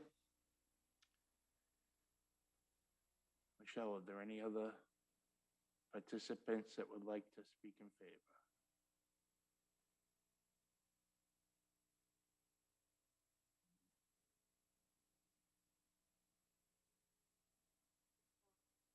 Prisco tomorrow. Prisco tomorrow. Good evening, Prisco Tamaro, 56 Pine Street. I'd like to speak in favor of this proposal. I'd like to thank the planning board for asking all the questions that they've been asking, dotting their i's and crossing their t's. I'd like to thank the owner for saying that he would meet with the city as many times as required to meet their comfort. I would maybe suggest providing any tenants that they have, maybe providing a approval process through the health department to confirm that it's only a BSL 1 or BSL 2 lab. And I'd also suggest maybe having them double any exhaust coming out of the building, double the code minimum. We just allowed a large residential complex next door, so I think they deserve that courtesy. And then I'd also like to just say on the BSL 1 and 2 and 3 and 4, BSL 1 and 2 is considered the minor league of lab. 3 and 4 is the major league. That's where like a lot of the stuff that scares people can happen. And so for that, I don't. So if anything escapes from there, it's not going to create havoc from that. So as the mayor said, we had the platinum for getting labs to the city. So I think this goes in the goals of where we're trying to go. And so I'd like you to please consider approving the proposal. Thank you. Thank you, Mr. Tamaro.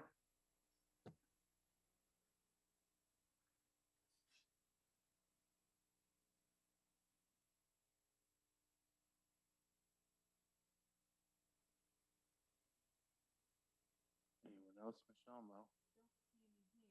Okay, if you could read if we have anything in favor.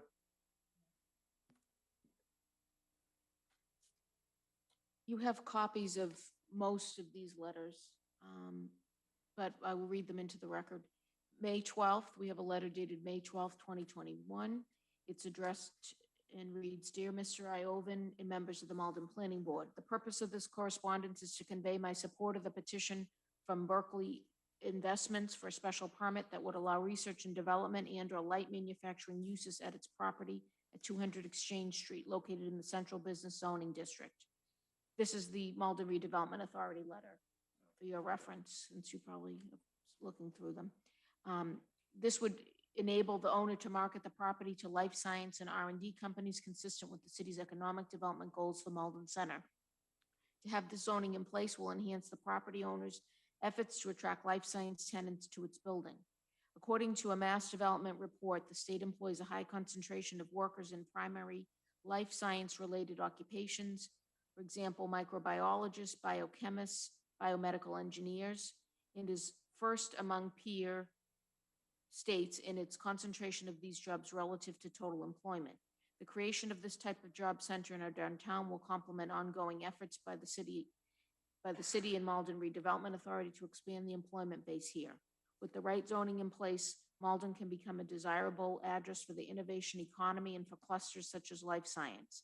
It can also compete favorably against other communities, most notably Boston and Cambridge, where commercial rents are considerably higher than Malden's. Since its purchase of the property, Berkeley has invested a considerable amount of money into the renovation of the 320,000 square foot building that has expansive floor plates, and ceiling heights, which are attractive to these types of tenants. This zoning will help unlock Berkeley's ability to have a competitive advantage in marketing the site to prospective life science tenants. I would urge that you act favorably on this petition for special permit. Sincerely, signed Deborah A. Burke, Executive Director. That is from the Malden Redevelopment Authority. We also have a letter dated May 11, 2021, and this is from Kevin Duffy, Strategy and Business Development Officer, Office of Mayor Gary Christensen. This is a 2-page letter. It reads, Dear Chairman Iovan and Planning Board members, I write to you tonight offering my strong support for Berkeley Investments application, requesting a special permit for 200 Exchange Street to allow research and development facilities, R&D, and light manufacturing uses. These uses are consistent with our efforts to position Malden as a desirable home for life science and R&D companies in the greater Boston area. As you know, the city's efforts to attract these industries began when in vitro ADMET laboratories, a bio company manufacturing cryogenically preserved liver cells, also known as hepatocytes moved to Malden Center. Shortly thereafter, we undertook the process to amend our zoning back to allow R&D in the central business district by special permit. And then in 2016, the city of Malden received a platinum designation from the Mass Biotech Council for being a bio-ready community. Since that time, more companies involved in such life science fields as biotechnology research, as well as medical equipment and supplies manufacturing have come as well, totaling tens of millions of dollars in annual sales for these Malden businesses. However, with the life science industry in the Boston-Cambridge area still described as robust and accelerating, there are still many more companies out there that could potentially call Malden home. Unlike office projects and high-end housing, which have large temporary vacancies in Boston due to the pandemic, the life science real estate market in the region is moving full speed ahead, with developers announcing myriad new buildings to accommodate this strong demand. Be that as it may, those buildings are still years away from occupancy, while 200 Exchange Street is available immediately for build-out. Essentially, this significant competitive advantage for 200 Exchange becomes a competitive advantage for our city. This window of opportunity can help us achieve the critical mass of life science companies that helps attract even more companies to follow. Granting the special permit will specifically reposition Malden Center as a front runner in becoming the new home for life science and R&D tenants looking to locate on the urban edge of Boston. In closing, it is my strong sense that granting the applicant the special permit allows them to move forward in an expedited fashion to sign these highly desirable life science and R&D tenants. This will further diversify and strengthen our commercial base and provide significant benefits for all our residents. It is for this reason and the reasons above that I respectfully request that you grant the applicant's petition for a special permit. Thank you. Please contact me if you need any further information. Sincerely signed, Kevin Duffy, Strategy and Business Development Officer, Office of Mayor Gary Christensen, City of Malden. We also have a letter dated May 12th, 2021. It's from Stephen P. Winslow, Esquire, Counselor at Large. It reads, Dear Chairman, Oven and Planning Board members, I am writing to express my support for the special permit application by Berkeley Investments to allow research and development facilities and light manufacturing at 200 Exchange Street. With the tumult that has occurred in our economy in the past year, as well as the past decade, research and development facilities and light manufacturing has proven to be an expanding and well-positioned commercial use of space in Greater Boston. With much of that space dedicated to life sciences and medical equipment development, these activities readily fit into an urban area such as downtown Malden. I request that the Planning Board approve the special permit consistent with staff recommendations. I note that the MBTA has received a winter shared streets grant that will be making significant improvements along Center Street, and I would expect that the applicant will work with the MBTA and the city engineer to implement any recommended street improvements consistent with that project. Sincerely signed, Stephen P. Winslow, Esquire, Counselor at Large. You also have a letter dated May 6th. It's from Counselor at Large Debbie DiMaria of Malden. It reads, Distinguished Malden Planning Board. With regard to Berkeley Investments, Inc. and the property located at 200 Exchange Street, Malden, I wholeheartedly support the granting of the special permit required to move forward. This applicant is seeking this permit to allow for a research and development facility located at said property. I am under the belief that companies such as these focusing on life sciences are faced with soaring rents and limited supply in core markets such as Kendall Square, Cambridge, and Boston Seaport District, and have been shifting attention further into the suburbs, including Lexington, Waltham, Woburn, Burlington, and Watertown. However, these markets do not provide the viable public transit many life sciences companies require, and with this growing demand in the suburbs, the cost of real estate in these markets is also rising. While its location zoning district does in fact require the special permitting process, its location immediately across Route 60 allows R&D and light manufacturing by right. It seems obvious that this adjustment be made. I believe this type of development and revitalization is what our Malden needs to continue our path of growth. I ask the following. Prioritization of hiring Malden residents. Prioritization of hiring union workers. Prioritization of our diverse community. Accommodations are made for commuters to use other means of transportation such as bicycles, walkers, and ride shares. Limited disruption to the quality of life of our residents during the construction. Support of the Spot Pond Greenway project. Thank you for consideration. Debbie DiMaria, Council at Large, Malden. We also had an email dated May 12, 2021 from Councilor Ryan O'Malley. He did already testify, so I won't read this email into the record, but I will refer to it since the 4 items in the email were what he, were 4 of the 5 items that he identified in his verbal testimony. So we'll refer back to that. Also, the petitioner forwarded 2 letters today to our attention. One is dated May 10th, 2021. It's from Jefferson Apartment Group.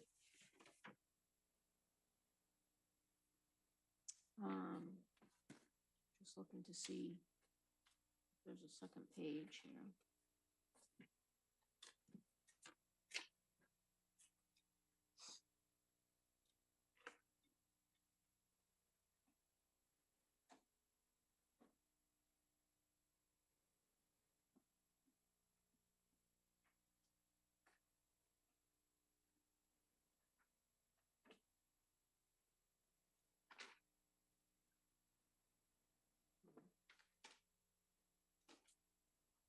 I'll move on to the next letter. If people can check to see for the Jefferson letter, is there a second page? Does anybody have a second page in their package?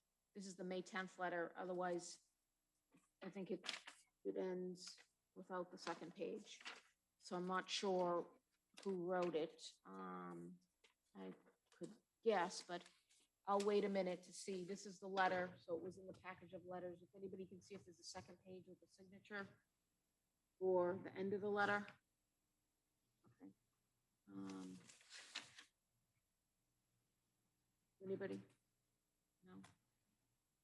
You want me to read what's here? There's the Yeah, read company what- name read what and you the have. address. Okay, so May 10th, 2021, it reads, Dear Mr. Iovan, on behalf of Jefferson Apartment Group, I am writing to express our enthusiastic support for the special permit application recently submitted to allow for research and development and light manufacturing uses at 200 Exchange Street.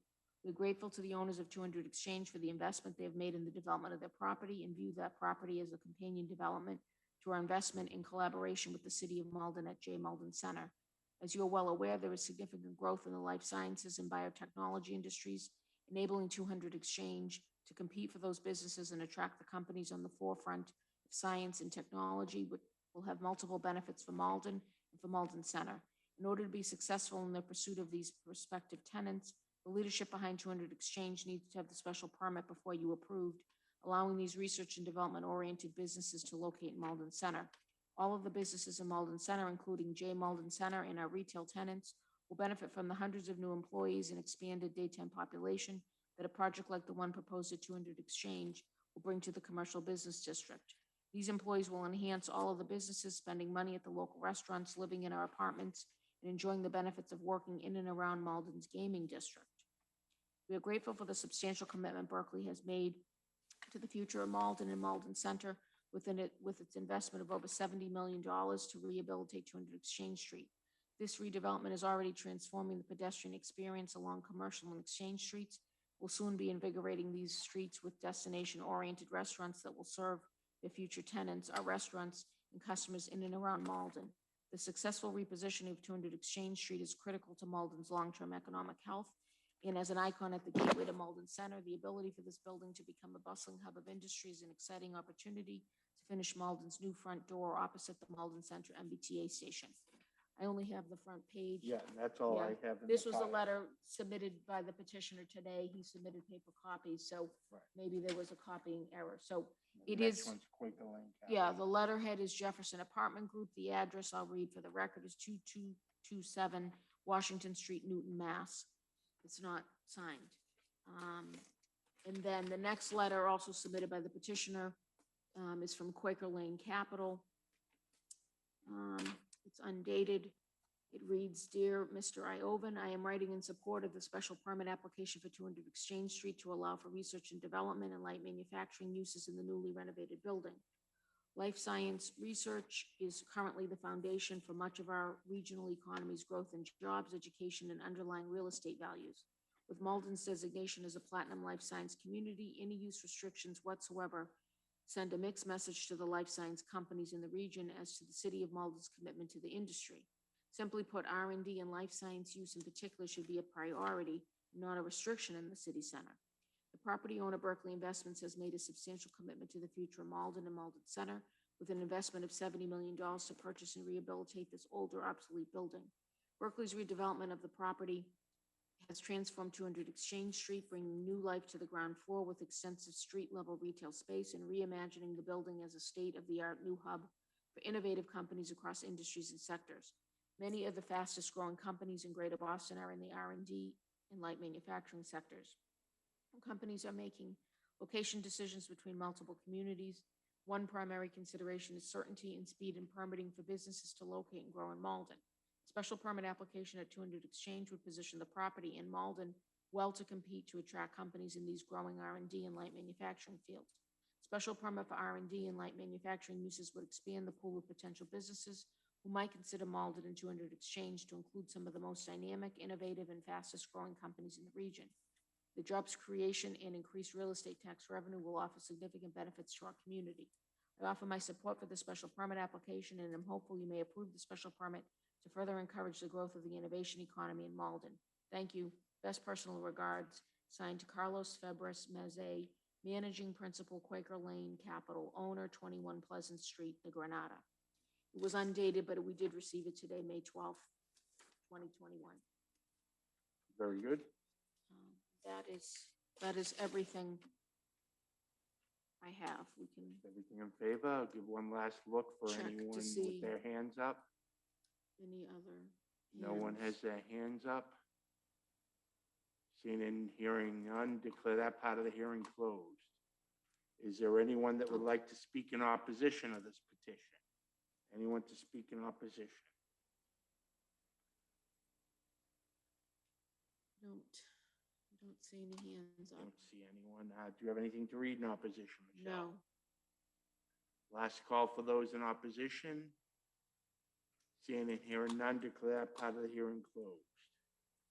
Michelle, could you take us through your staff report, please?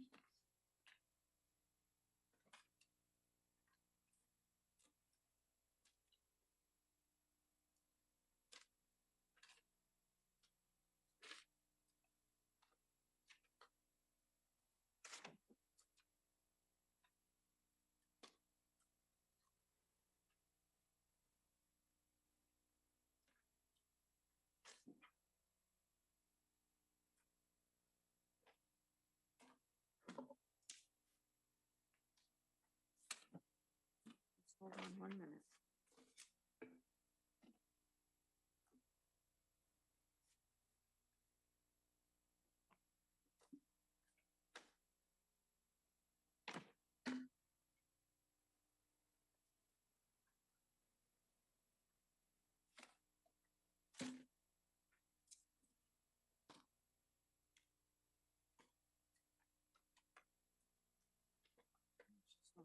I had my notes on this.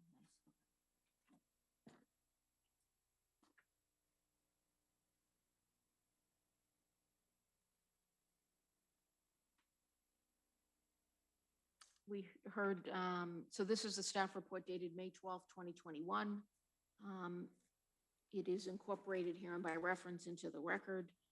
I won't read every line of it. If anything has already been discussed, I'll just reference it. So we heard about the location of the property, the site of it, the 4-story building that's currently vacant. It's got a total gross floor area of approximately 320,000 square feet. The floor plan breakdowns that are listed here give you each of the square footage of each of the floors. We heard about what the proposal is. Majority of the first floor and all of floors 2 through 4, a total of 283,853 square feet for research and development and or light manufacturing tenants to be determined. We also heard about the other 3. We heard about the other uses already identified, 3 restaurants currently under construction or in the permitting stages on the first floor. There is also space for other retail services tenancy to be determined. So you could see from the floor plans, and as we heard, they only depict restrooms, stairwells, elevators, utility rooms. So they will be fit or, built out for each of the tenants. So Here are the plans that were submitted. Again, this is incorporated here and by reference. I won't read this through. There's a set of plans. I'll just reference.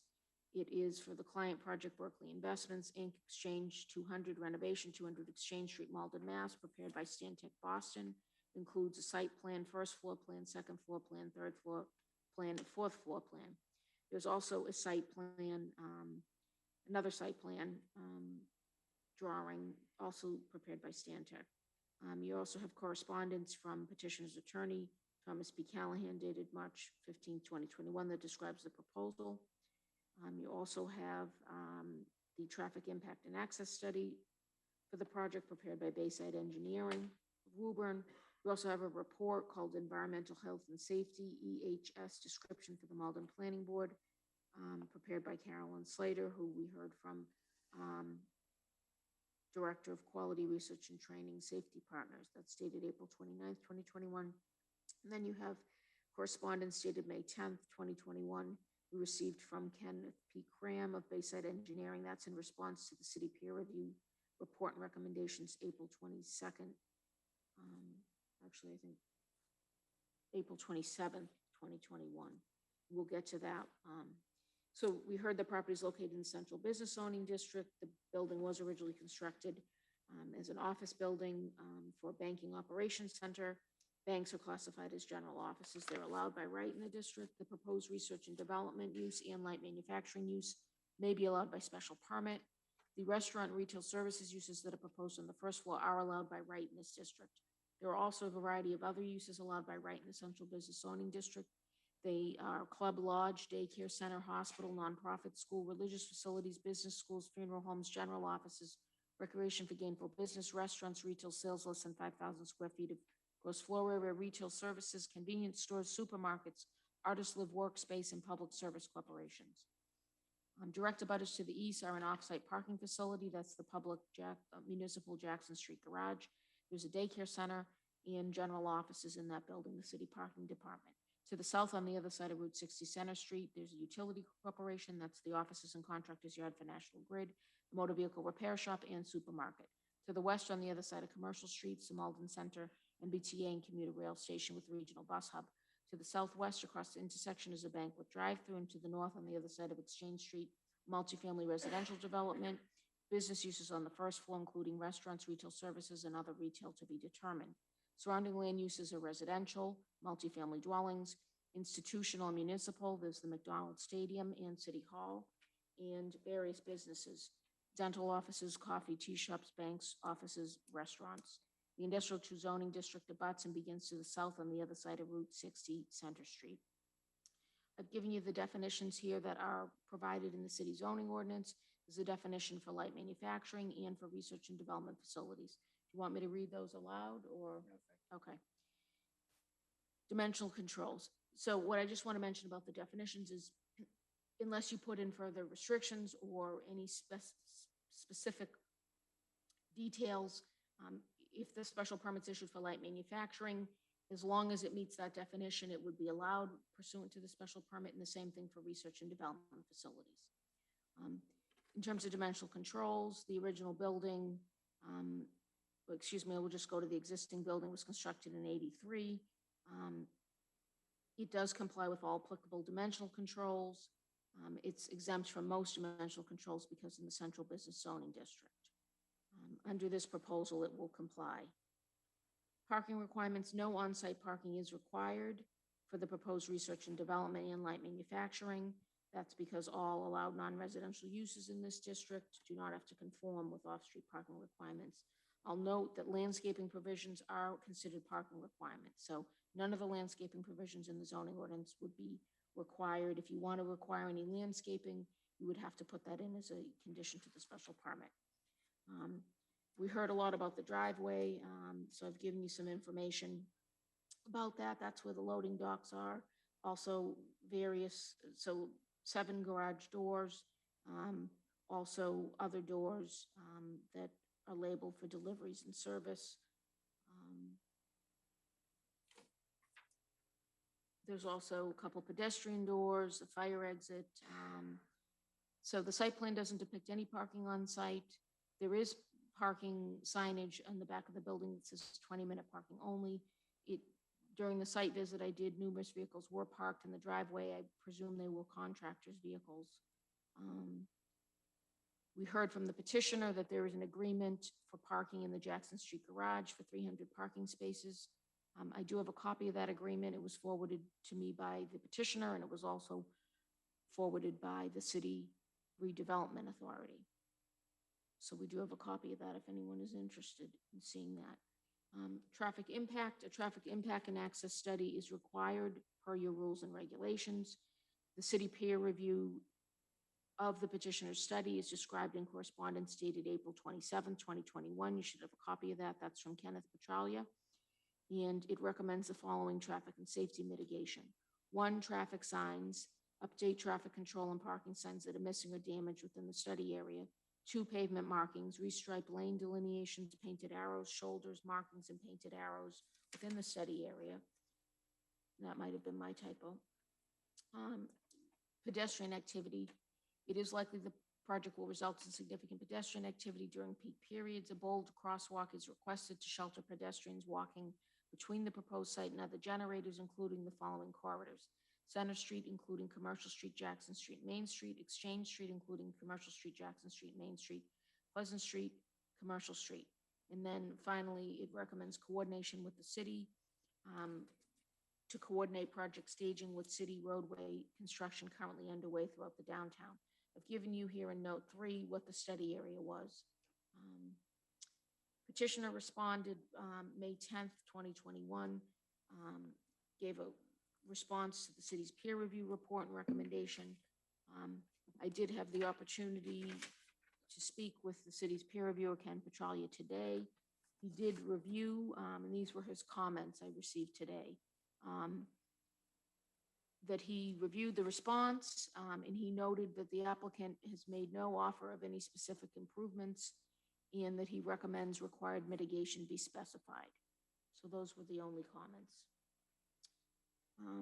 in response to the petitioner's response to his initial peer review. Findings required to grant the special permit.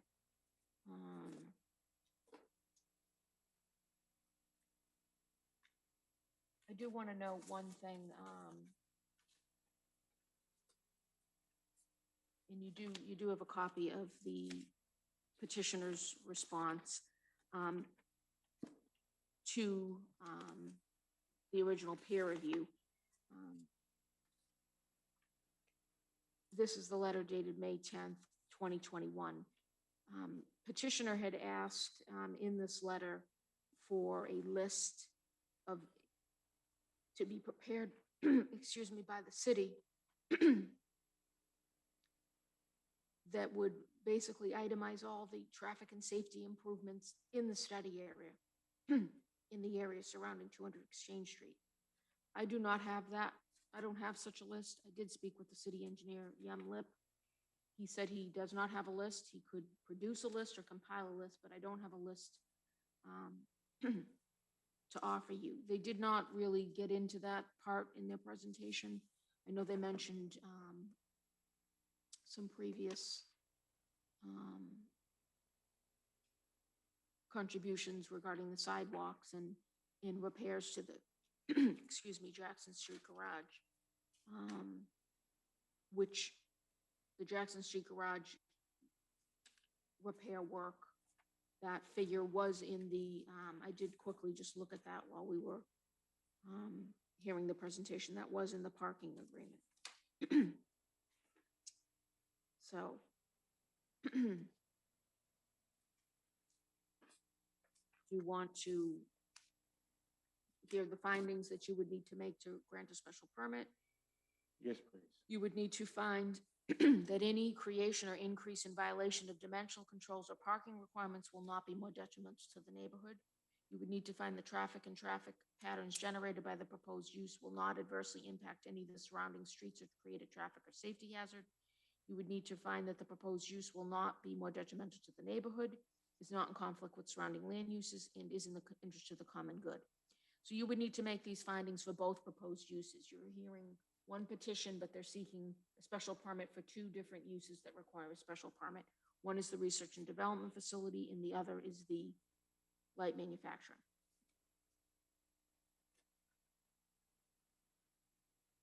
So do you want me to move forward with the recommendation? Yes, please. So the recommendation, which is made prior to the public hearing and provided that the board makes the required findings, is that a special permit be granted subject to the following conditions.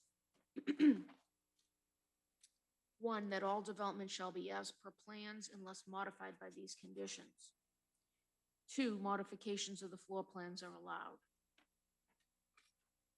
Three, the special permit authorizes use of the property for research and development facilities and or light manufacturing as defined by this ordinance, and excludes any business operating at biosafety levels 3 and 4 as defined by the Centers for Disease Control, and any business that involves infectious diseases or on-site live human testing or trials. And I would add, or animals excluding rodents, which shall require an amendment of the special permit. I didn't call this to your attention, but you did also have in your package a sheet that looked like this, that actually the chairman had directed me to. This is from the CDC. This talks about 4 biosafety lab levels. So this tells you basically in layman's terms and graphics what type of, equipment would need to be installed or safety measures would need to be. So the BSL numbers do correspond to biosafety levels that are defined by the CDC. I did want to call your attention to that. That being said, the part of the condition that speaks to infectious diseases, on-site live human testing or trials, and animal testing, that could arguably fall into any of these categories. So my point is, by excluding 3 and 4, you're not necessarily excluding those.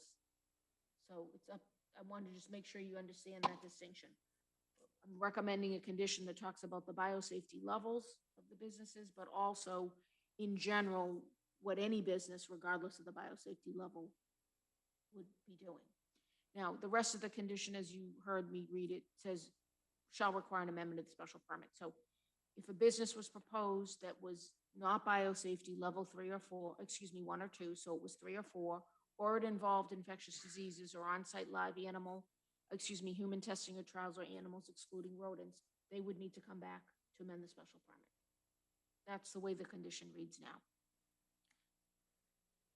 4, restaurants and retail services are only allowed on the first floor. General offices may be allowed on all floors. Any other use in occupancy shall require an amendment of the special permit, a traffic impact study in compliance with the city zoning ordinance. Because one of the required findings you have to make is that these proposed uses are not in conflict with surrounding land uses, which would include uses in the building already. That's why I'm recommending that. We know right now what is proposed on the first floor. If other uses were on the other floors, you arguably may not be able to make that finding. So that's why I would recommend, if other uses are proposed, that they would need to come back. That would be giving you the opportunity to again look at the light manufacturing and R&D uses and make sure you can make that finding that there is compatibility with the uses. 5. And also, I just wanted to call your attention to that list. That was the list I read of other uses allowed by right. So if you choose not to put this condition in, and it's up to you, this is just my recommendation, any of those other uses could go in by right. They would not need to come back for a special permit. Those are the uses I listed or read earlier in the report. 5, no permanent dumpsters allowed on site outside after construction, and no outside trash storage is allowed. Any dumpsters during construction must comply with conditions of the Malden Public Health Department. 6, all storage and disposal of biohazardous and or medical waste must comply with federal, state, and local regulations. 7, no outside storage of any kind is allowed. 8, repair, replace sidewalks, driveways, and perform necessary incidental work adjacent to the property to the satisfaction of the DPW director. I did hear them say they were already done, but I did not verify that with the DPW director, so I would recommend you leave that in case there's any issue with any of them that needs to be corrected. 9, implement all traffic and safety mitigation regarding traffic signs, pavement markings, crosswalks in coordination with the city as recommended by the city peer review report dated April 27, 2021. 10, implement an environmental health and safety program for all research and development and light manufacturing business tenants of the building.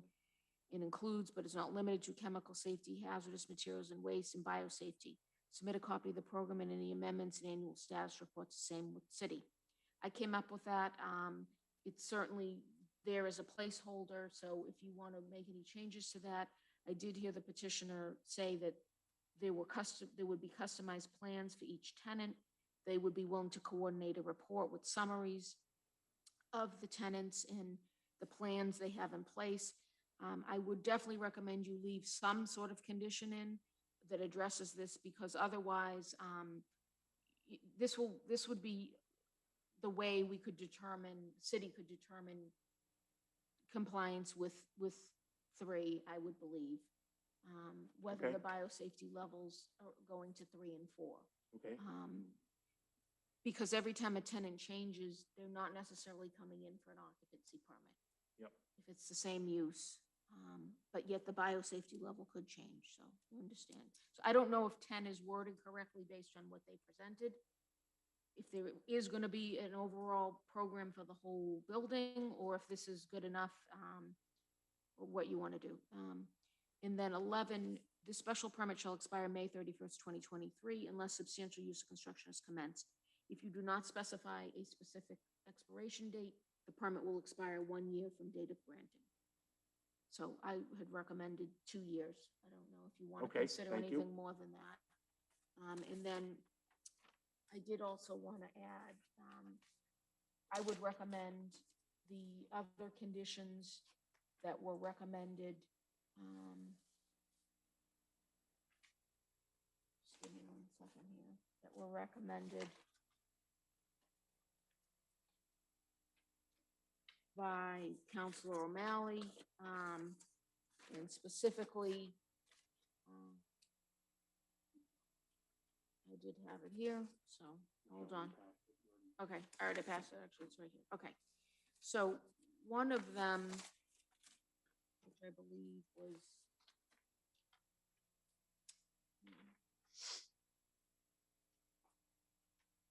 yeah, I have the email. I do have the email. Thank you, Ken. I'm looking for my notes because okay, here it is.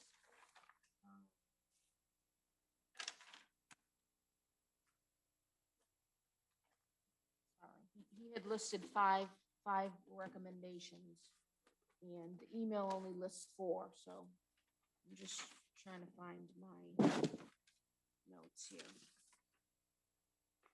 We've covered the first one. The first one he said was limited to BSL 1 and 2. Okay, that was wasn't the in first his one. email. Okay, that And was the that's first one. already incorporated into the recommendation. Okay, thank you. So that was the first one. So the second one was petitioner work with the city engineer to investigate the structural integrity of the sewer lines in the area surrounding and downstream from the project to ensure the proposed creation of industrial wastewater at the site will not leak into the ground of the Malden River, which runs under the site.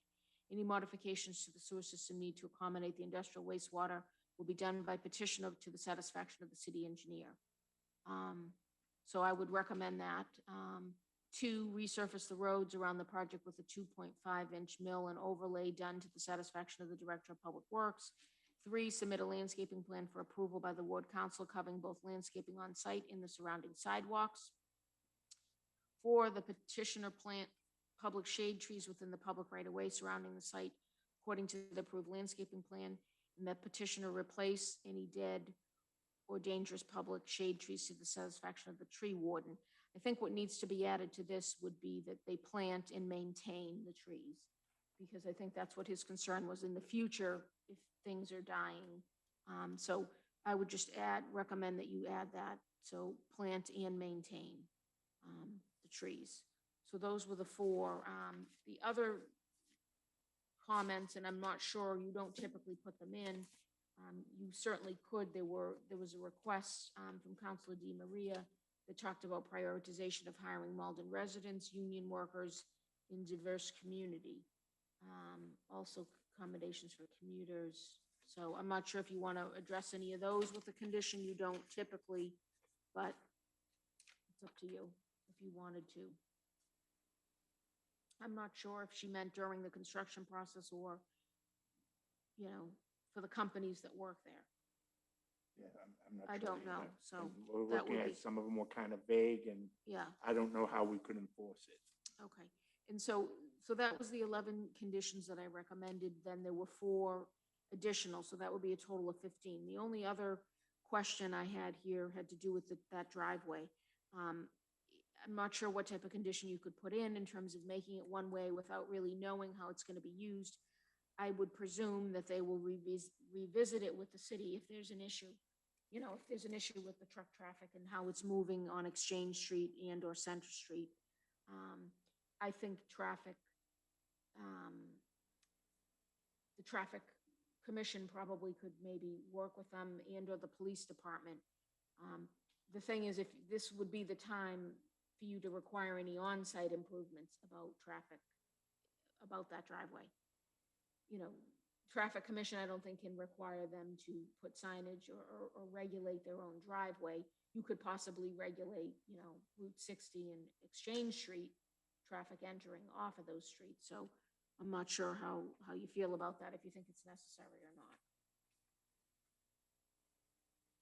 Or if you want to try to put a condition in that says that they will, you know, work with the city to resolve any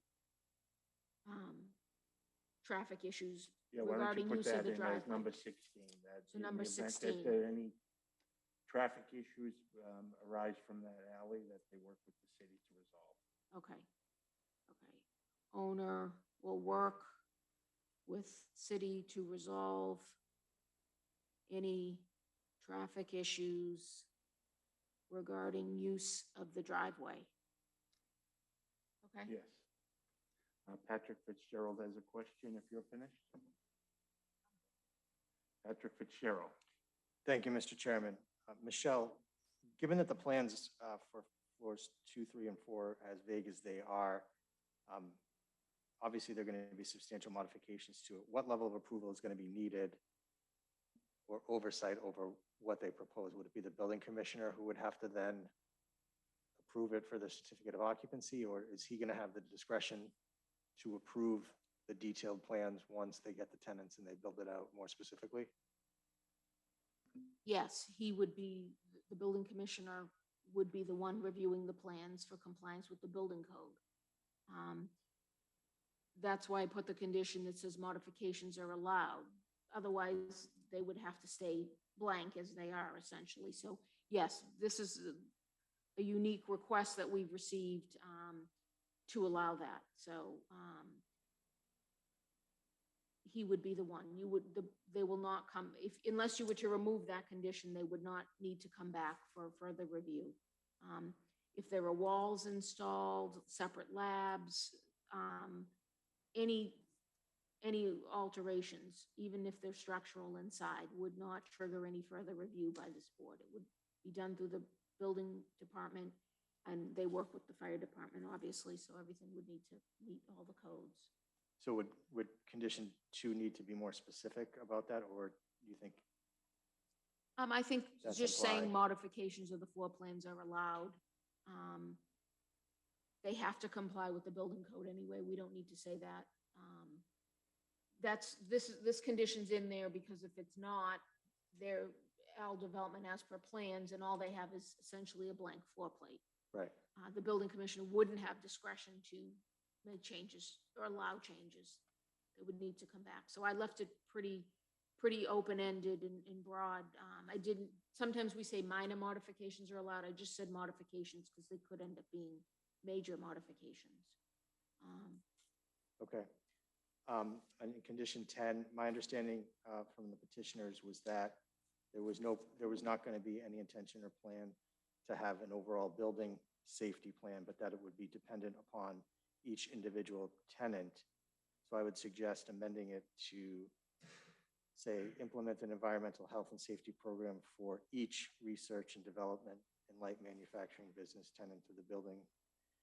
That includes, but not limited to, all the different type of plans, and submit copies of each program and any amendments Annual status reports are the same with the city. Okay, that makes sense to me. So they'll submit the individual ones. Yeah, as the petitioner had testified to, they will compile and submit on an annual basis the plan. Okay, well, this is, if you only want a summary or a report, that's not what this says. This is actually, they're gonna submit the plans. They're gonna submit copies of the program, so, And an annual status. and an annual status report. Right. Okay, so they're gonna do both, okay. Well, I see there's one big thing where they submit the tenants plan and that it's all summarized together. You're not going to get 50 individual plans and have to read through and summarize them all. They're going to compile it and present it in a format that you can review it. Okay, so this condition is actually, okay, so each tenant is going to implement their own plan. That's one part of the condition. Then the second part of the condition is that the owner is going to submit a summary. Owner's going to compile it from his tenants and then submit a summary to us. Okay, Is so, that, Patrick, is that? Patrick? Yeah, I mean, I don't foresee 50 tenants from what I'm understanding from the petitioners, but the way it's read, I don't think it's unreasonable to have a copy of each tenant's program and then an annual status with any amendments to the original plan that was originally submitted is not unreasonable. Right. Okay. okay, so, Is that it, Pat? You all set? It is, thank you. Thank you. Ken Antonucci. Mr. Chairman, to your point, I think a summary, executive summary, a summary portion should be submitted as well. So like you said, Michelle doesn't have to read through whether it's 5, 10, or, doubtful 50 environmental safety and health plans. okay, But it should have those attached as an appendix or a reference. You should have the full plans, but there should be a summary submitted for you. okay, so why don't we'll reword this a little bit and we'll say, all research and development and light manufacturing business tenants of the building shall implement an environmental health and safety program, including but not limited to chemical, hazardous waste, biosafety. Then it will say, owner will compile a summary of the programs and submit a copy of the programs and any amendments to the city. So I agree, you're right, we probably should have the summary and the plan attached. So this is a two-part thing. All the tenants are going to implement it, and owner is going to give us copies in a report. Does that make sense to people? Okay, and an annual status report. So owner will compile a summary and annual status report and submit to the city. So 2 parts. Yes. Okay, Are you all set with that? I'm all set, yes. Okay. I did have one question for the petitioner, Mr. McGrath. If I can ask, one of the conditions basically says, in any business that involves infectious diseases. Is that too vague a phrase for what is intended? We feel strongly that it is. I didn't know when I was, what proper protocol is in terms of when to jump in, but we do feel like that is too broad. I mean, if somebody's, just as a novice, if I said that somebody is researching a cure for the common cold, theoretically that would be covered by that. But that is, there's significant difference between something like that or a foot fungus or something that is infectious compared to something that would be in a BSL 3 or 4. So I did want to hand it off to Caroline Slater to talk through that. And our opinion is the BSL 1 and 2. Those categories are specifically designed to address the level of hazard that are presented by, those things that are on site. And those alone, in our opinion, seem sufficient. But Caroline, you can speak to that. Slater, if you could propose something that would be more accurate to allowing the type of analysis you'd be doing in BSL 1 and 2? So the term infectious disease is very broad and doesn't convey the actual risk. What is used instead is the biosafety level, as Mr. McGraw just explained. A foot fungus could be an infectious disease. The same with like a sexually transmitted disease that, like the bacteria that cause chlamydia, the bacteria that cause gonorrhea. Those are all infectious disease, but they are, transmitted sexually. So in the lab setting, there's really very little risk. And this work is done at biosafety level 2, which is different than an infectious disease like tuberculosis, which is a biosafety level 3 type of work. So generally, it's best to stick to the biosafety level that really convey what the risk is, as opposed to a general term that So could. you don't have a general term to suggest. You suggest using BSL 1 and 2. That's correct, because the wording infectious disease is not used in terms of biosafety in a lab setting. That's not used in regulation or in ordinances. The biosafety level is used instead. Okay, thank you. Michelle. Good question. So, and I did see this in your report too,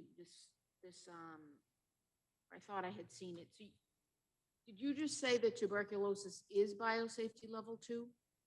3. 3, okay. But in your report, you gave examples of things like hepatitis B, salmonella, toxoplasma. Those are biosafety level 2. Yeah, and they're not transmitted through the air, right, by coughing. That's a big difference. And Well, I'm sorry, that's where I was going. Could you recommend something that talks about airborne transmitted, or would that be a way we could look at this? I guess the concern is with all the residential units surrounding you, with the restaurants, that's what we were trying to fit in there. Is there anything you could? So the airborne transmission route also varies, depends on the organism and the seriousness. So tuberculosis is serious and the common cold is not. So the common cold would be biosafety level 2 because it's not serious enough.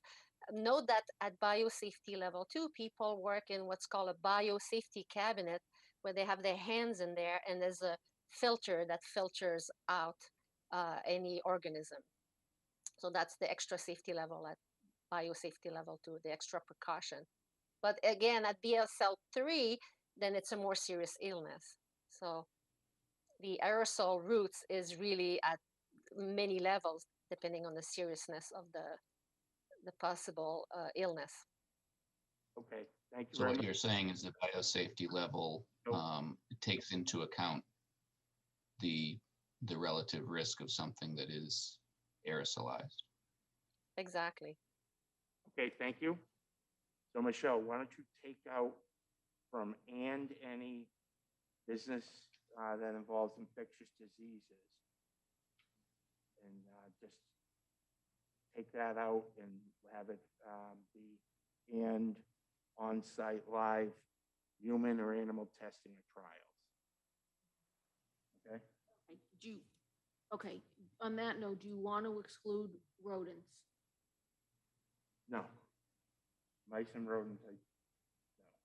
So you do want to exclude them. So you could do testing on mice and Yes. rodents. Okay. Yes, I'm So sorry, yes, don't include that. Okay, so we're going to exclude business that involves live human testing or trials or animal testing or trials, excluding. Yes. And do we Yes, need to that's say what I mice or rodents, or a mice rodent? I think mice are technically rodents. Okay. I don't, Right. it was used together, so I don't want to exclude one, and we want to keep them both in. Okay, so we'll say excluding rodents. Okay. Okay, and I'll take out the word infectious diseases. Yes.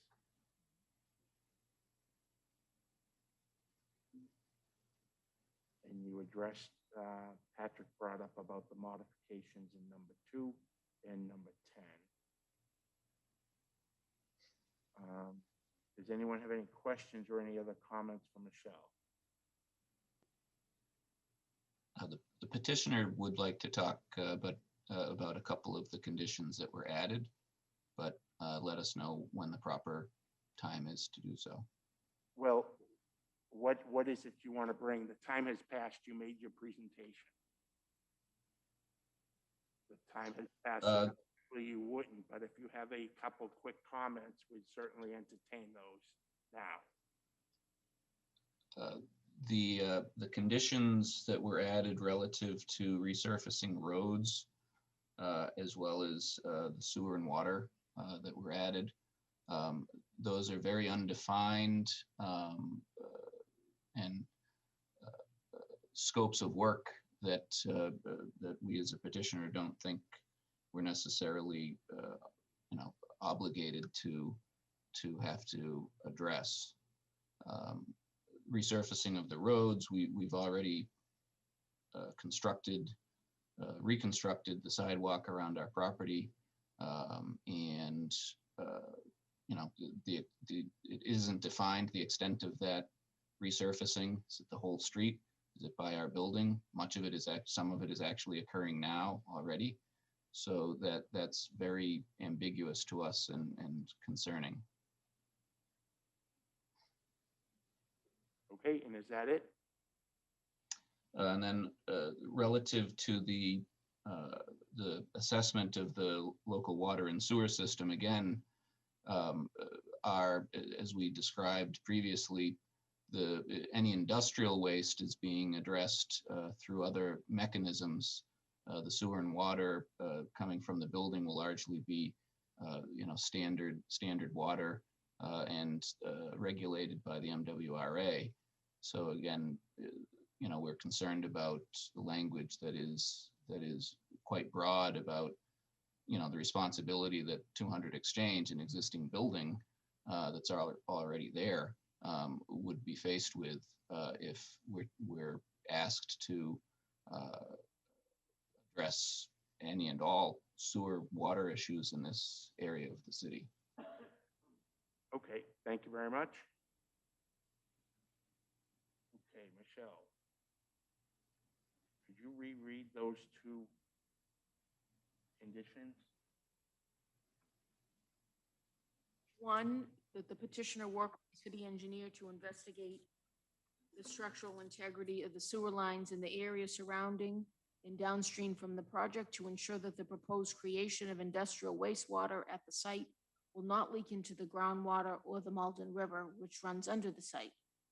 Okay, so the question I have, Councilor O'Malley, is does he believe that the sewers have been breached somehow? And then what's the other one he has? Yeah, this was the first part of that is investigating the structural integrity. Then the second part of it is any modifications to the sewer system need to accommodate the industrial wastewater will be done by the petitioner to the satisfaction of the city engineer. That's all part of the same one. And the petitioner just said he's going to match the requirements of the MWRA. Right. I think that's different. I think investigating, and I don't know if Council O'Malley's still on, his hands we raised. can ask him, but let's get both of Yes. the questions Okay. out there. Okay, so that's that, investigating the integrity. And then 2 is resurface the roads around the project with a 2.5-inch mill and overlay done to the satisfaction of the Director of Public Works. Then the other 2 had to do with landscaping and trees. Okay. So those were the 4. Yeah. Okay, Councilor O'Malley. We're fine with the landscaping. Councilor O'Malley. Are you still there, Councilor O'Malley? Yes, I he's see a raising his picture. hand. Hold on 1 second. Oh, I just realized I can unmute myself. Sorry. So You've heard the petitioner's concern. Are you aware of a breach in the sewers that's prompting you to request this analysis? I'm not aware of any. I wish I had X-ray vision, but I unfortunately do not. I do not. I've never heard of us having anyone do a sewer analysis in in any of these petitions. So if you aren't aware of a concern or an issue, Well, I think that's the exact reason why it would be beneficial. I mean, we're talking about a building that used to process checks, and we're putting a new use into it that, ideally that water that leaves that building should be decontaminated and have a low or basic pH or neutral pH. And that all depends on the end user. I think that we've heard a lot about, potential lab accidents where someone doesn't follow the procedure. I think knowing what the status of the sewer is coming out of this building and going into, we know Malden has a substantial groundwater infiltration issue. It's called I&I, inflow and infiltration issue. We just bonded close to like $14 million to address it. So generally, Malden has really bad sewers because we're so old. Now that we're putting this new industrial use here, and this happens to be right on top of the Malden River, which we're trying to revitalize, I do think it's important to know that the sewers are not leaking into the groundwater out of this particular building, considering they're talking about putting labs here. with that, Michelle? No, I hear what you're saying, and that would be nice, but I would counter that this is not one of those areas that has 100-year-old sewers. Right? I actually would think it does. I'll be honest with you. So Comcast, to his other point, and I won't belabor it, but his other point is a lot of these roads are being resurfaced. Comcast is actually resurfacing Main Street from Converse Square down to Walgreens. And in that one stretch, it's 2 blocks, 3 blocks, is 31 plus lead service lines. So this area, Malden, does have the oldest infrastructure in the city.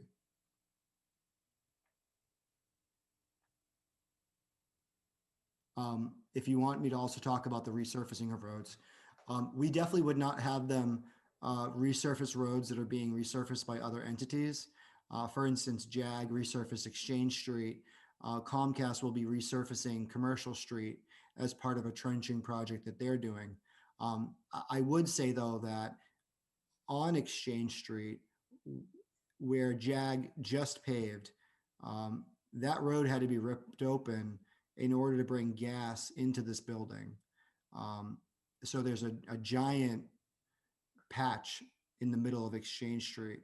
That is upsetting to my residents, kind of upsetting to me that we would rip open a new street. I think it's only reasonable to have the street restored to the way it was before. And then, obviously Commercial Street's being done by Comcast. I don't know specifically what the state of Route 60 is or Center Street is on the other side. But the petitioner did have the benefit of pretty much reconstructing their building without having to ever come for a special permit before. So there has been some wear and tear around the building, not just on the sidewalk, but also on the road. But again, it's to the satisfaction of the DPW director. And I don't think Bob or Director Knox would be having them do anything that isn't absolutely necessary. May I? This is Young Park. I don't know whether, from a protocol standpoint, I can interject anything at this stage, but would that be appropriate? Yes, you can speak. Thank you.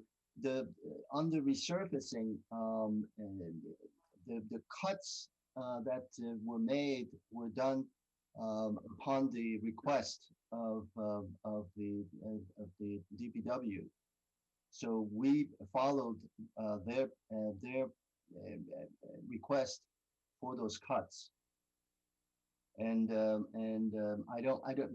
frankly, I don't think that it should be our responsibility to resurface the street. I mean, I don't think that we're it's a matter of principle that the fact that these streets were resurfaced previously, we were requested by the DPW to make those cuts in those locations. So and I think that from our perspective, that seems excessive. But I'm focusing much more on the language on the sewer. First of all, this building has been around for many years, as everyone pointed out. And we also heard from our consultant, our safety consultant, that the industrial waste does not go down the sewer, and that the domestic waste is subject to the MWRA standards. So to require that we test the sewer system all around the building, and then that we would be responsible for making any kind of repairs to a system that's been there maybe far longer than our building has existed, seems again excessive, and I think beyond the scope of what should be reasonably requested by the proponent. Okay, thank you, sir. Okay. So with regard to these two things, I agree that the analysis of the sewers and downstream is excessive. I've never heard of that before. It would be nice if we were at a point in the project where, hey, if you're looking at it, let's do it while we get the streets opened or anything like that. But I do think that the references to the sewer are not on this petitioner. The resurfacing of the roads, we've got Comcast doing one. We've got Main Street being done by someone else. There's a whole new project going on with Center Street that Councilor O'Malley and Councilor Winslow have proposed. You know, so what I don't know, the only thing I don't know about this is I'm not familiar with the issue with JAG having resurfaced Irving Street and then it needing to be dug up because of the 200 Exchange Street. I don't know, Michelle, can you speak to that at all? Or No, do we I need the think city that, I think engineer? he was talking about Exchange Street. I think that is true. But what I was going to suggest is perhaps you could add language to that condition that says resurface the roads around the project that have been disturbed by this project or are disturbed. So if they did something in the construction process, the renovation process, they would be responsible to repair it to the satisfaction, which I believe is typically what the city would do anyway. Well, I that don't seems know if more it's the reasonable, standard, the 2.5-inch mill and overlay. I don't know if it's that, or I seem to recall that the DPW occasionally, because we heard this on another petition, allowed just the trench work, the paving of the trench areas, not the whole resurfacing of the whole road. So I think it's up to the DPW director to determine, can you patch it? I think they call it patch, or are you doing the whole thing? So maybe we could add that. I mean, I would be inclined to changing the resurfacing to that if they cause the disruption or disturbance, then they base it on the DPW director's determination whether they should need to fix it or not. Yeah, I mean, I think they patched that part that they disturbed, but I don't think he required them to do the whole thing. So it's, you know, I can't speak about that. I don't know if he's going to require them because he knows the project's still ongoing, or I don't know. I didn't get any comments from him. So, but I would recommend that it be changed to take out the breach of sewer one and then change the resurfacing the roads as just discussed. okay, so the sewer one was number 12, proposed condition number 12, so we'll delete that. So 13 becomes, I'm sorry, the 12 becomes resurface the roads around the project. resurface roads around the project that are disturbed or That were damaged? caused by the 200 Okay. Exchange Street project. Okay. That are, so do you know, there's a difference between saying that are caused or that were caused. Counselor, I believe, was talking to, they've already connected the gas line, so that's already been done. They didn't need the special permit to do that. You're just talking about from this point going forward? Well, Or you mean- anything that gets okay. disrupted because Okay. of 200 Exchange Street. Okay, so that have been, okay, so that were or are caused. Resurface the roads around the project. No, okay, so repair, what are you saying? I don't know, I'm sorry, Chuck. Go ahead. Yeah, so I thought the language you were going towards was basically repair the, any damages to the existing surface roadways caused by the construction at 200 Exchange Street to the satisfaction of the DPW director. You don't want to specify an overlay. We don't know the limits. We don't want a direct scope. We want to leave that in the DPW director's hands. Because with trenching, I mean, there's full depth repairs. There's a lot of different ways to do the repairs out there. It depends on the extent of, the patching. So.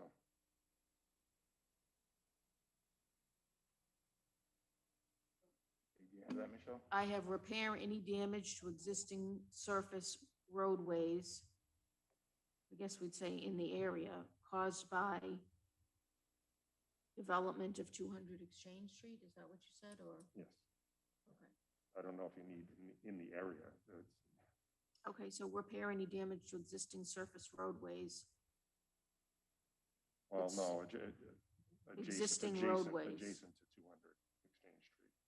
Repair any damage to existing roadways caused by the development of 200 Exchange Street. I would leave the adjacent to, because someone could say, hey, there were dump trucks driving down Laurel Street that caused damage. I definitely would leave adjacent to 200 Exchange Street. So we'll say repair any damage to adjacent roadways caused by development of 200 Exchange Street. To the satisfaction of the DPW director. The satisfaction of DPW director. Do you think we need to specify, past or future? So if there's, or you think, okay. So That it's covers both. caused by development, so that have previously been caused or that will be caused. Saying both. I don't know what damage might have been caused before they've come to this point, so. Well, even if it happened 9 months ago while they were doing the renovations that they're currently doing for the building, in support of this current, that are going to support any of this use. So then it's just from this point, it's just regarding the development for this project, this proposal? Yes. Yes.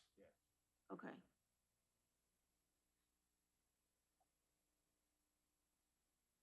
Are you okay with that, or you have it, or? Yeah, I have repair any damage to adjacent roadways caused by the development of 200 Exchange Street to the satisfaction of the DPW director. Okay. Does anyone have any other comments or questions?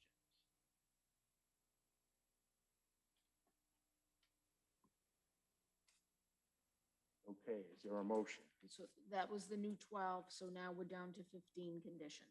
15 conditions. Ken Antonucci. Mr. Chairman, I'd like to make a motion to grant the special permit subject to the 15 conditions recommended by the city planner. Ken's made a motion or the recommendation of staff with the conditions as amended throughout the hearing, totaling 15. Charlie Ferguson. Second. Charlie seconded Ken's motion.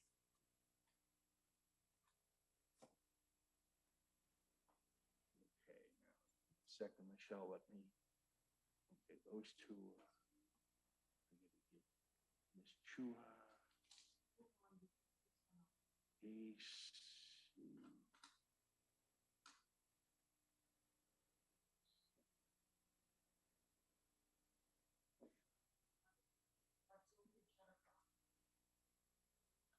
Okay, go ahead. Ken Antonucci, Yes. Diane Shuha, Yes. Charles Ferguson, Yes. Patrick Fitzgerald. Yes. Give me 1 second. Catch up.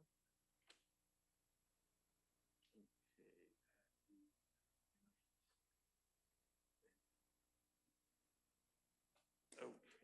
Okay. Ed? Risa Gray, Yes. Patrick Hayes, Yes. Eric Henry, Yes. Henry Susi, Yes. Chuck Ioben. Yes. Petition has been granted with condition. Thank you very much. Thank you very much, ladies and gentlemen. Yes, thank you very much. The next hearing we're going to hear is 304 Lynn Street.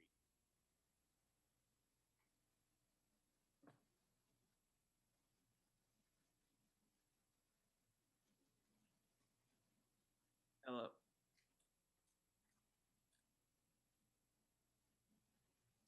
Can everyone hear me?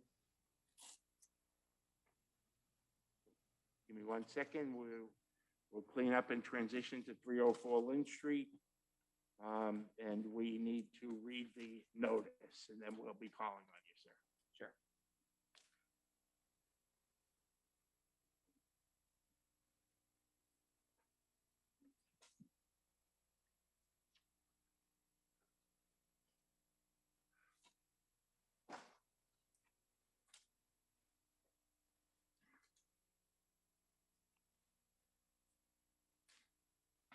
While we're transitioning, anyone out there that is waiting to hear 47 Francis Street, 47 Francis Street was tabled for procedural issues. They have to go in front of the Historical Commission.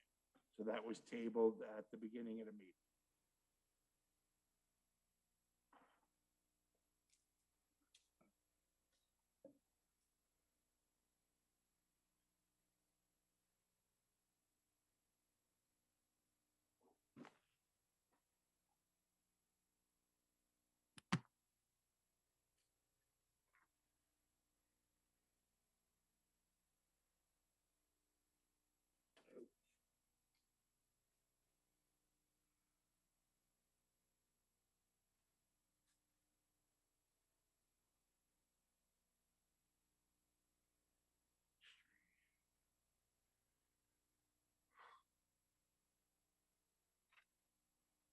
Okay, Michelle. You all set? Ken, if you could read the notice, we appreciate that.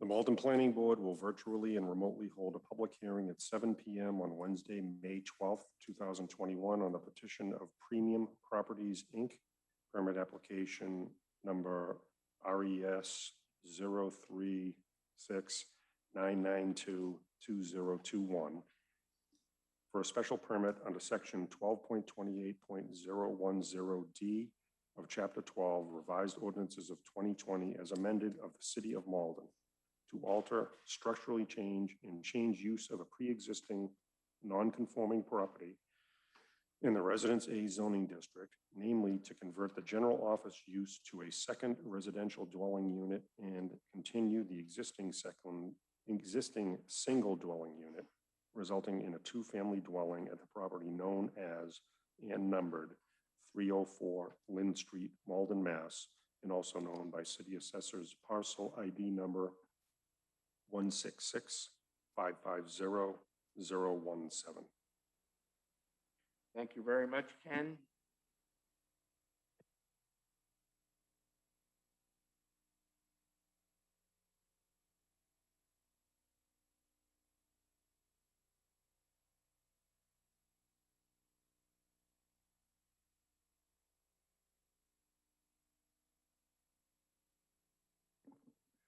Hello, sir. Name and address for the record, please.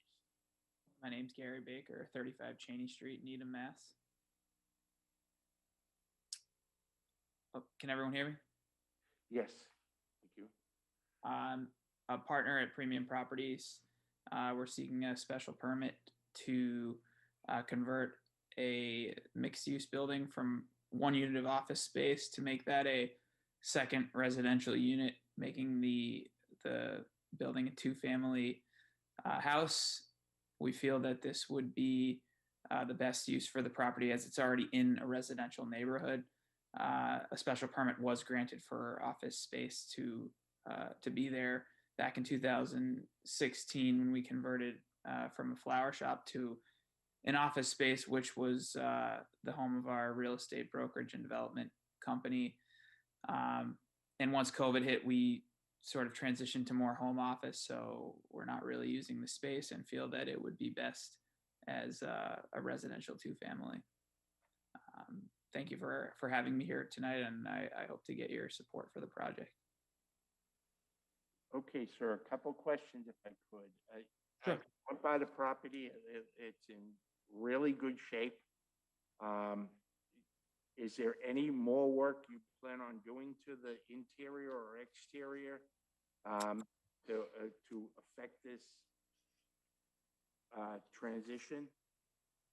Yes. So the interior of the left side is a small office space. There's currently 4 small offices in there.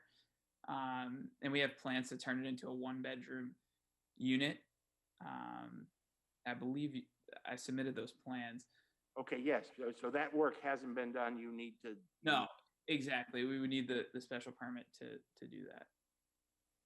Okay, I guess my comments weren't that well phrased.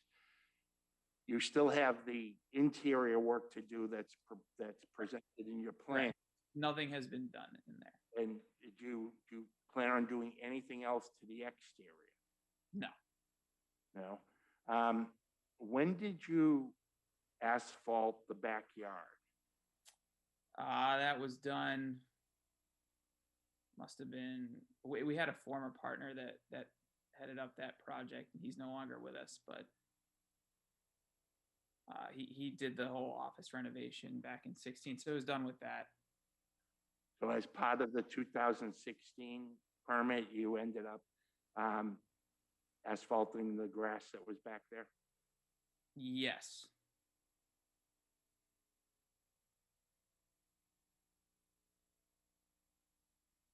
How long do you think it would take you to do the renovations to the existing offices and turn it into a 1-bedroom? Probably a few months. It's mostly just taking down partitions and reframing and flooring, lighting, etc. There's a small kitchenette already in there, so it would be just kind of extending that, but it already exists.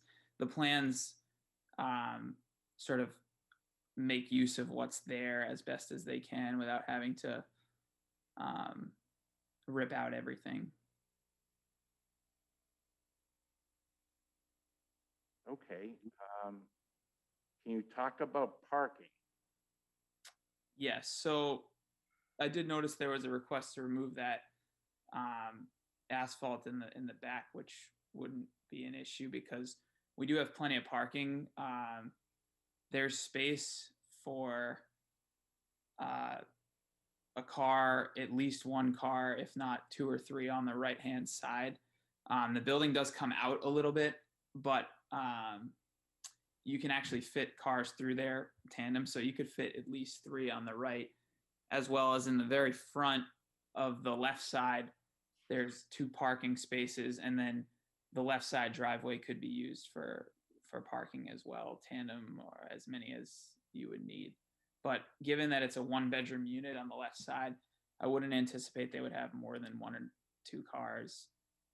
And the right-hand side is relatively small as well, so we don't anticipate parking to be a big issue. Okay, did you say that you were agreeable to taking up the asphalt in the back? Yes.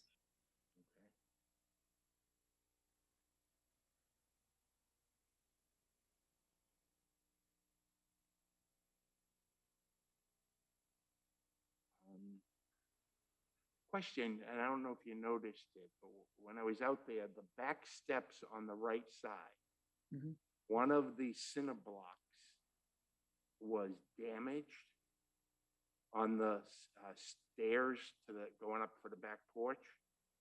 Okay. I was just curious if you were aware of it, and if you were, is that load bearing or is that more cosmetic? Is there something inside? Do you know if there's anything inside those that's more load? No, I'm not sure. I believe those stairs have been there for a long time. I'm not, I am aware of the cinder blocks you're talking about. I didn't realize that one of them was broken, but I would imagine that's something we could reinforce as they're doing the work in the other side. I'm just concerned if it is load bearing with the weight of the stairs and people using it more now, and if that would be an issue. Sure. But that's all the questions I had. Michelle, did you have anything? Did anyone else have anything? Patrick Fitzgerald. Thank you, Mr. Chairman. Who owns the property? Is it Premier Properties or is it? Premium Properties. Yes, I'm one of the owners. Okay, and then how is do you rent out the entire property, the 3-bedroom house? It's currently vacant. And is the plan to rent them out as 2 separate units or? Yeah, either we haven't decided yet if we're gonna rent them or sell them or sell it as a 2-family, but that's what right now it's vacant, and we're kind of waiting to see if we would be granted this special permit to decide the direction of the project. Thank you. Thank you, Patrick. Anyone else have any questions for the petitioner? Michelle. So is the fencing yours? What part of the fencing, do you know, around the entire property? Some looked like it was in good condition, some was flapping in the wind, some was broken down. Do you know anything about the fencing? So I believe the right side chain link fence is ours. On the left side, in the very front of the property. Facing the property to the right, or when Yeah, you're? sorry, when you're facing the front door, the right side, chain link fence is ours. And then it gets a little dicey. On the left side, there's brand new vinyl fencing, which is there's several neighbors' yards, probably 4 or 5 in total that intersect with the property. So some of it is unknown. There was a panel that fell down, and we weren't sure if it was the neighbors or ours. And this was like maybe 2 years ago, which we replaced towards the back of the left side driveway. But I'm not 100% clear on exactly which parts of the fence are which people. All I know is I believe the right-hand chain link fence is ours. So, thank you. Are the slats that are in it that are all broken and flapping, that's yours? Yes. Okay, so I would say we probably want to get that addressed. Okay. That fencing seemed to be in rough shape. At least the slats did. I don't know if you just want to have the slats removed or replaced. It doesn't matter to me, but it looked kind of unsafe. The metal was sticking out, you know? Okay, that was on the right. Yeah. Yeah, we could probably remove those slats. I believe they're just in there for privacy.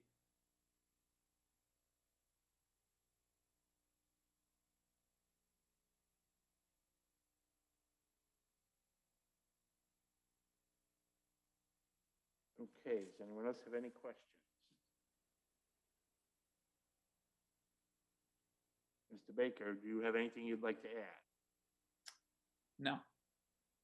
Thank you very much. At this point in time, we'll entertain anyone that would like to speak in favor of this petition. Anyone speak in favor?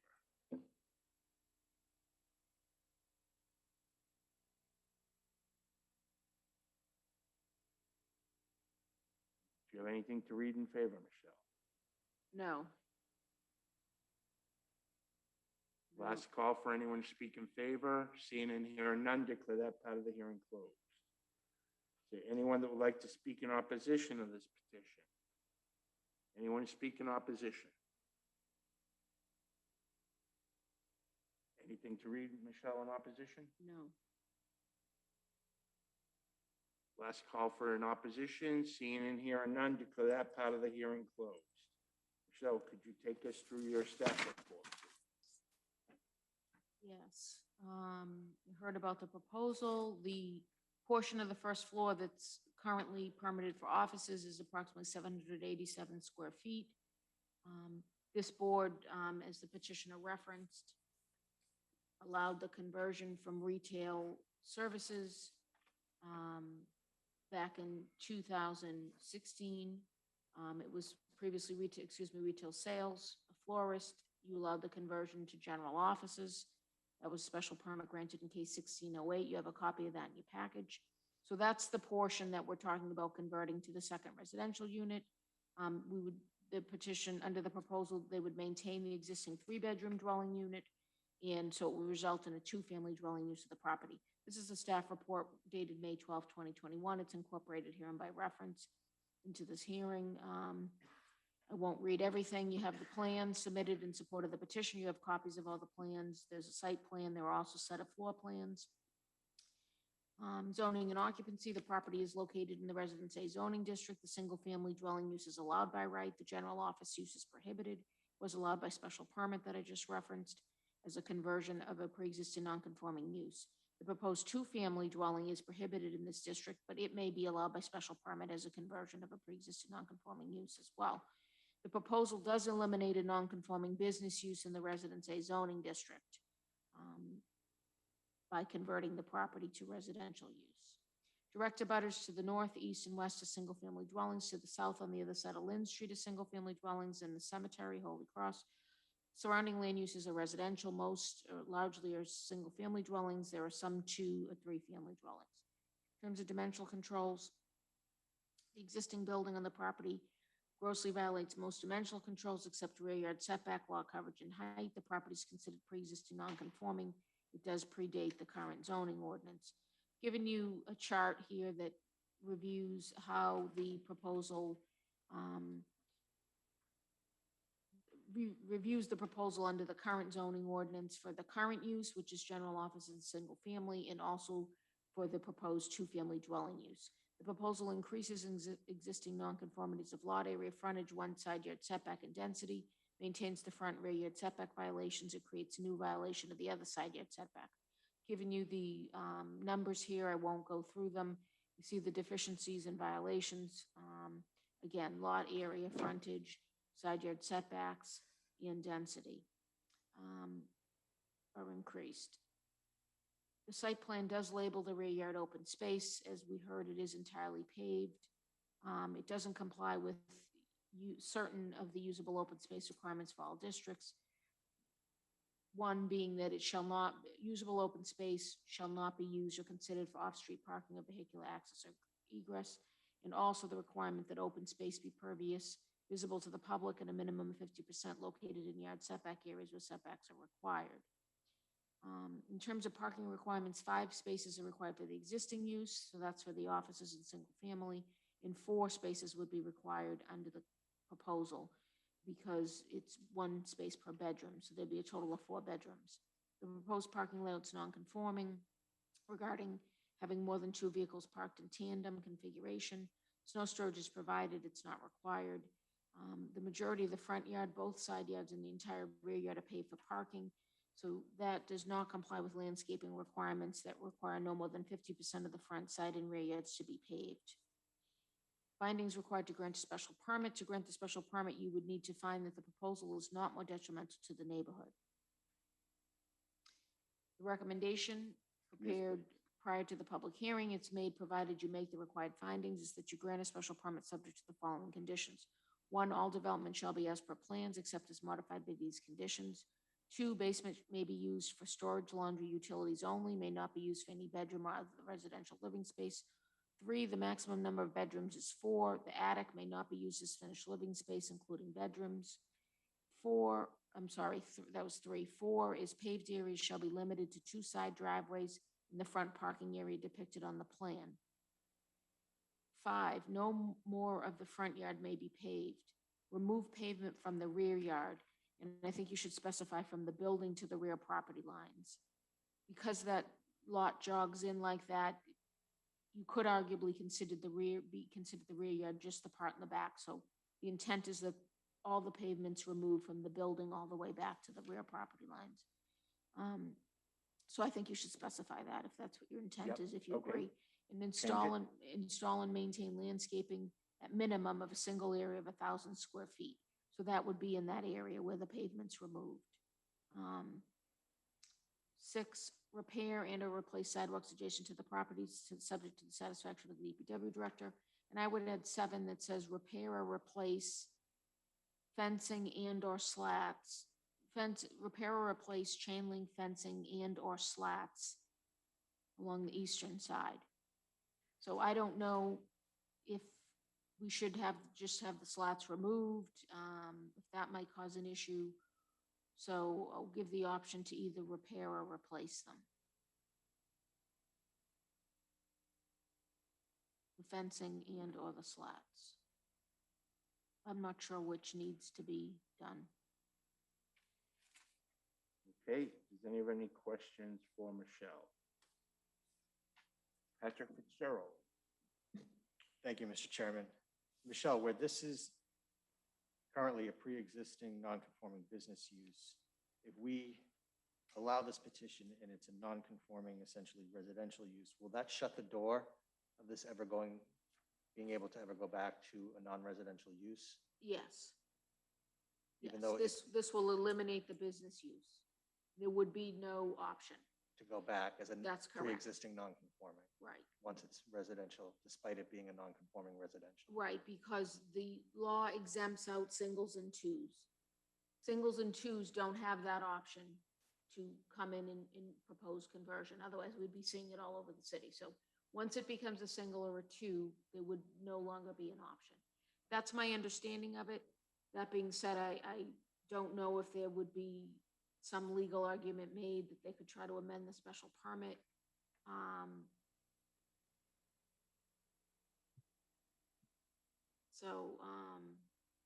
Okay, thank you. Yeah, I think Okay. I'm pretty positive that, I know that's what the ordinance says. I just am now thinking, is there a way they could petition to amend the special permit? Probably not. I think once the two-family use is established, that's it. Are you all set, Pat? I am, thank you. Thanks. Anyone else? Eric Henry. Thank you, Mr. Chair. Michelle, I was just wondering, with number 3, why do we put the limitations on the attic? We put the limitations on the attic because if additional bedrooms are created, they would require additional parking. So typically, we would put that.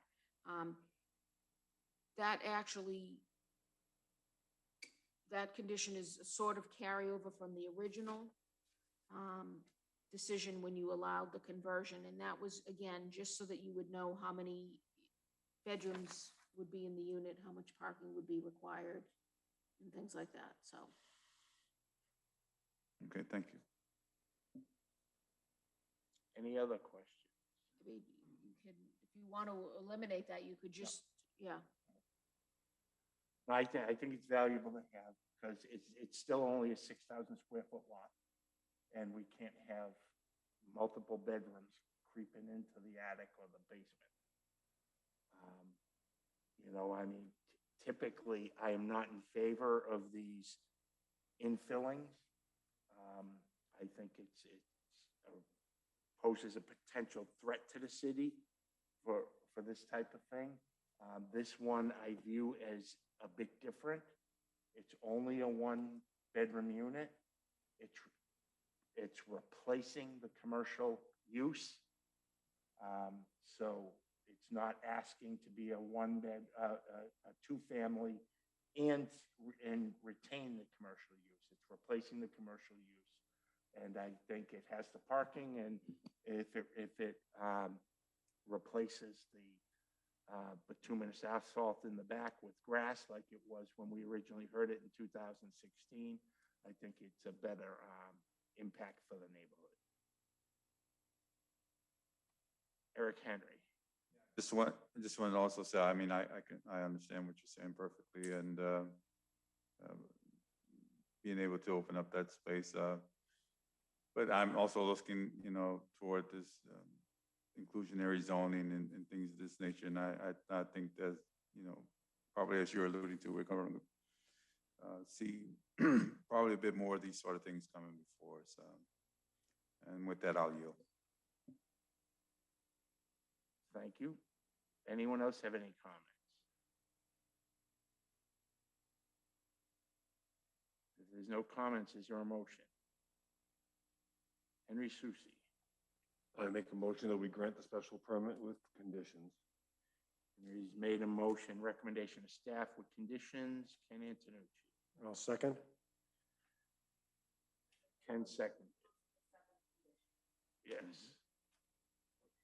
Second here, we got Ken, Diane, and we cut over to EF, Charlie, and Pat.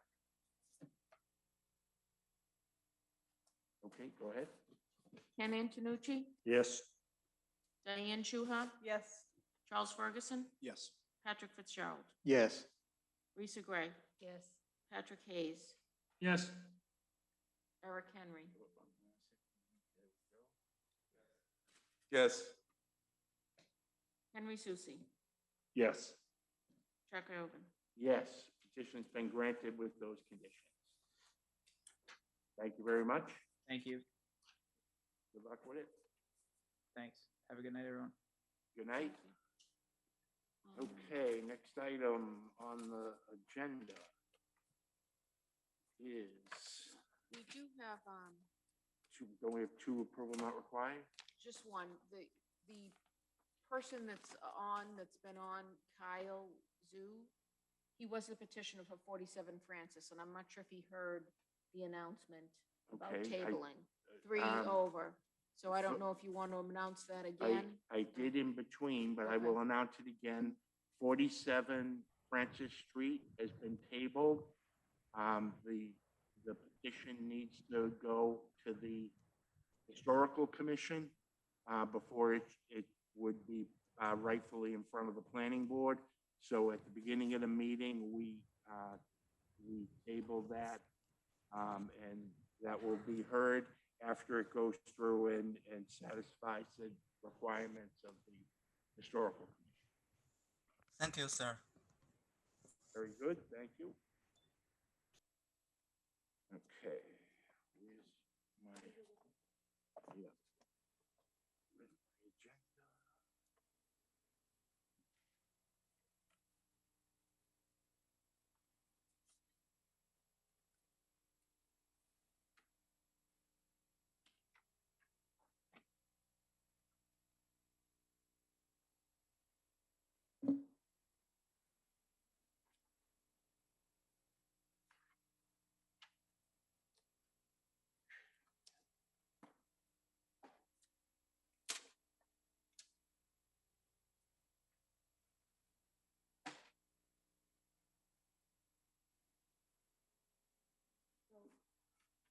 This is an approval not required subdivision plan. It concerns two properties, 75-77 Loomis Street,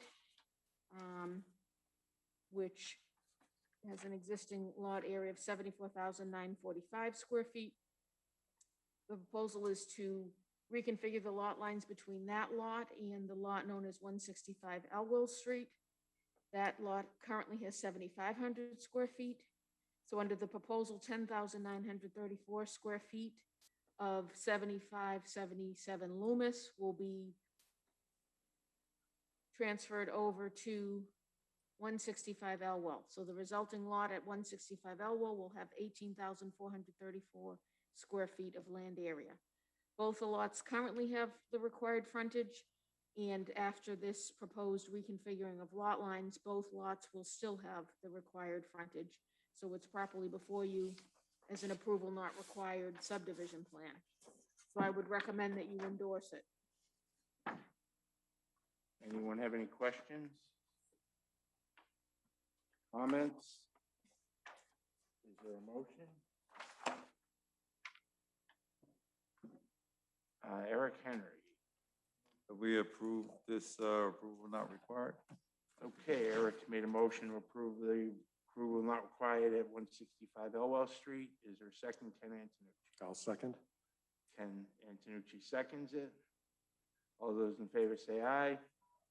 Motion carries. All those opposed?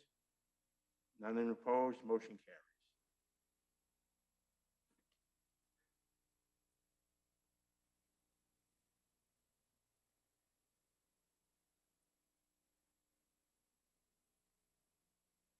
Okay.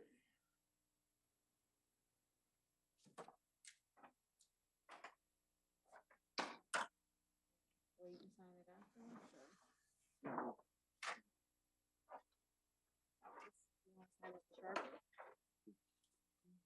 This is brand new. You want to use it? That's fine. If that'll work. What's that? If that works, that's fine. I didn't know if you wanted to, you have room.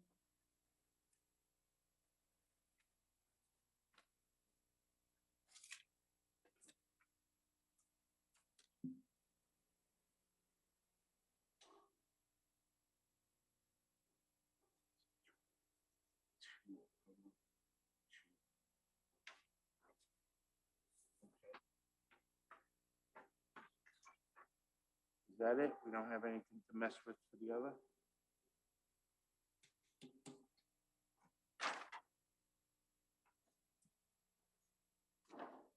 Thank you.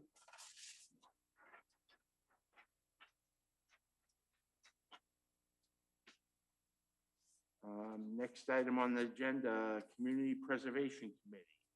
We are still looking for a volunteer to be the planning board representative to the Community Preservation Committee. Anyone who is interested, please reach out to Michelle or I. It's an important role. Ken did it for 3 years and 4 years, sorry. I stand corrected. Ken did it for 4 years. I believe the usual appointment is for 2 years. Is it 3? I thought it was for 2 years. But whatever, we do need someone, so anyone who's interested in working with, as a liaison between the planning board with the Community Preservation Committee, please let Michelle or I know. Michelle, can you give us an update on Inclusionary Zoning Advisory Committee? Yes, the committee has worked to, oh, I thought you were gonna bang the gavel. Okay. So the committee has completed this phase of its work. The mayor has submitted a proposal for inclusionary zoning to the city council just this week. It was referred for discussion purposes only, so that the city council ordinance committee and rest of the city council has a chance to review, discuss, possibly consider amendments. Likely then the paper will be refiled, and at that time it will be referred to you for hearing, joint hearing with the ordinance committee. So it's not coming to you yet for a public hearing. It will be after the city council has a chance to review and, as I said, consider possible amendments. Then we'll do the joint public hearing. There is the feasibility study that goes along with that. That has been finalized, so I will be getting that to you probably at your next meeting, so you'll have a chance to look at that in advance. That was part of the project. That was part of the ordinance project.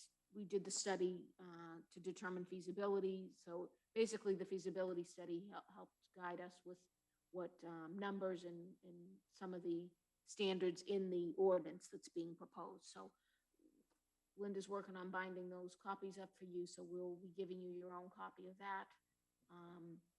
And I'm not sure when we'll be doing the joint public hearing. It won't be for June, as far as I know. Could be sometime over the summer. We'll have to coordinate that with the city council. But as soon as we get the paper, I will let you know. Thank you. The annual report. Yes, and I forgot to bring that, so that was. You can send it out by email? Yes, I will send it by email. I forgot about that. And as many of you know, we have to submit an annual reporting to the mayor's office, basically saying what we did and what we plan to do, what challenges we're facing.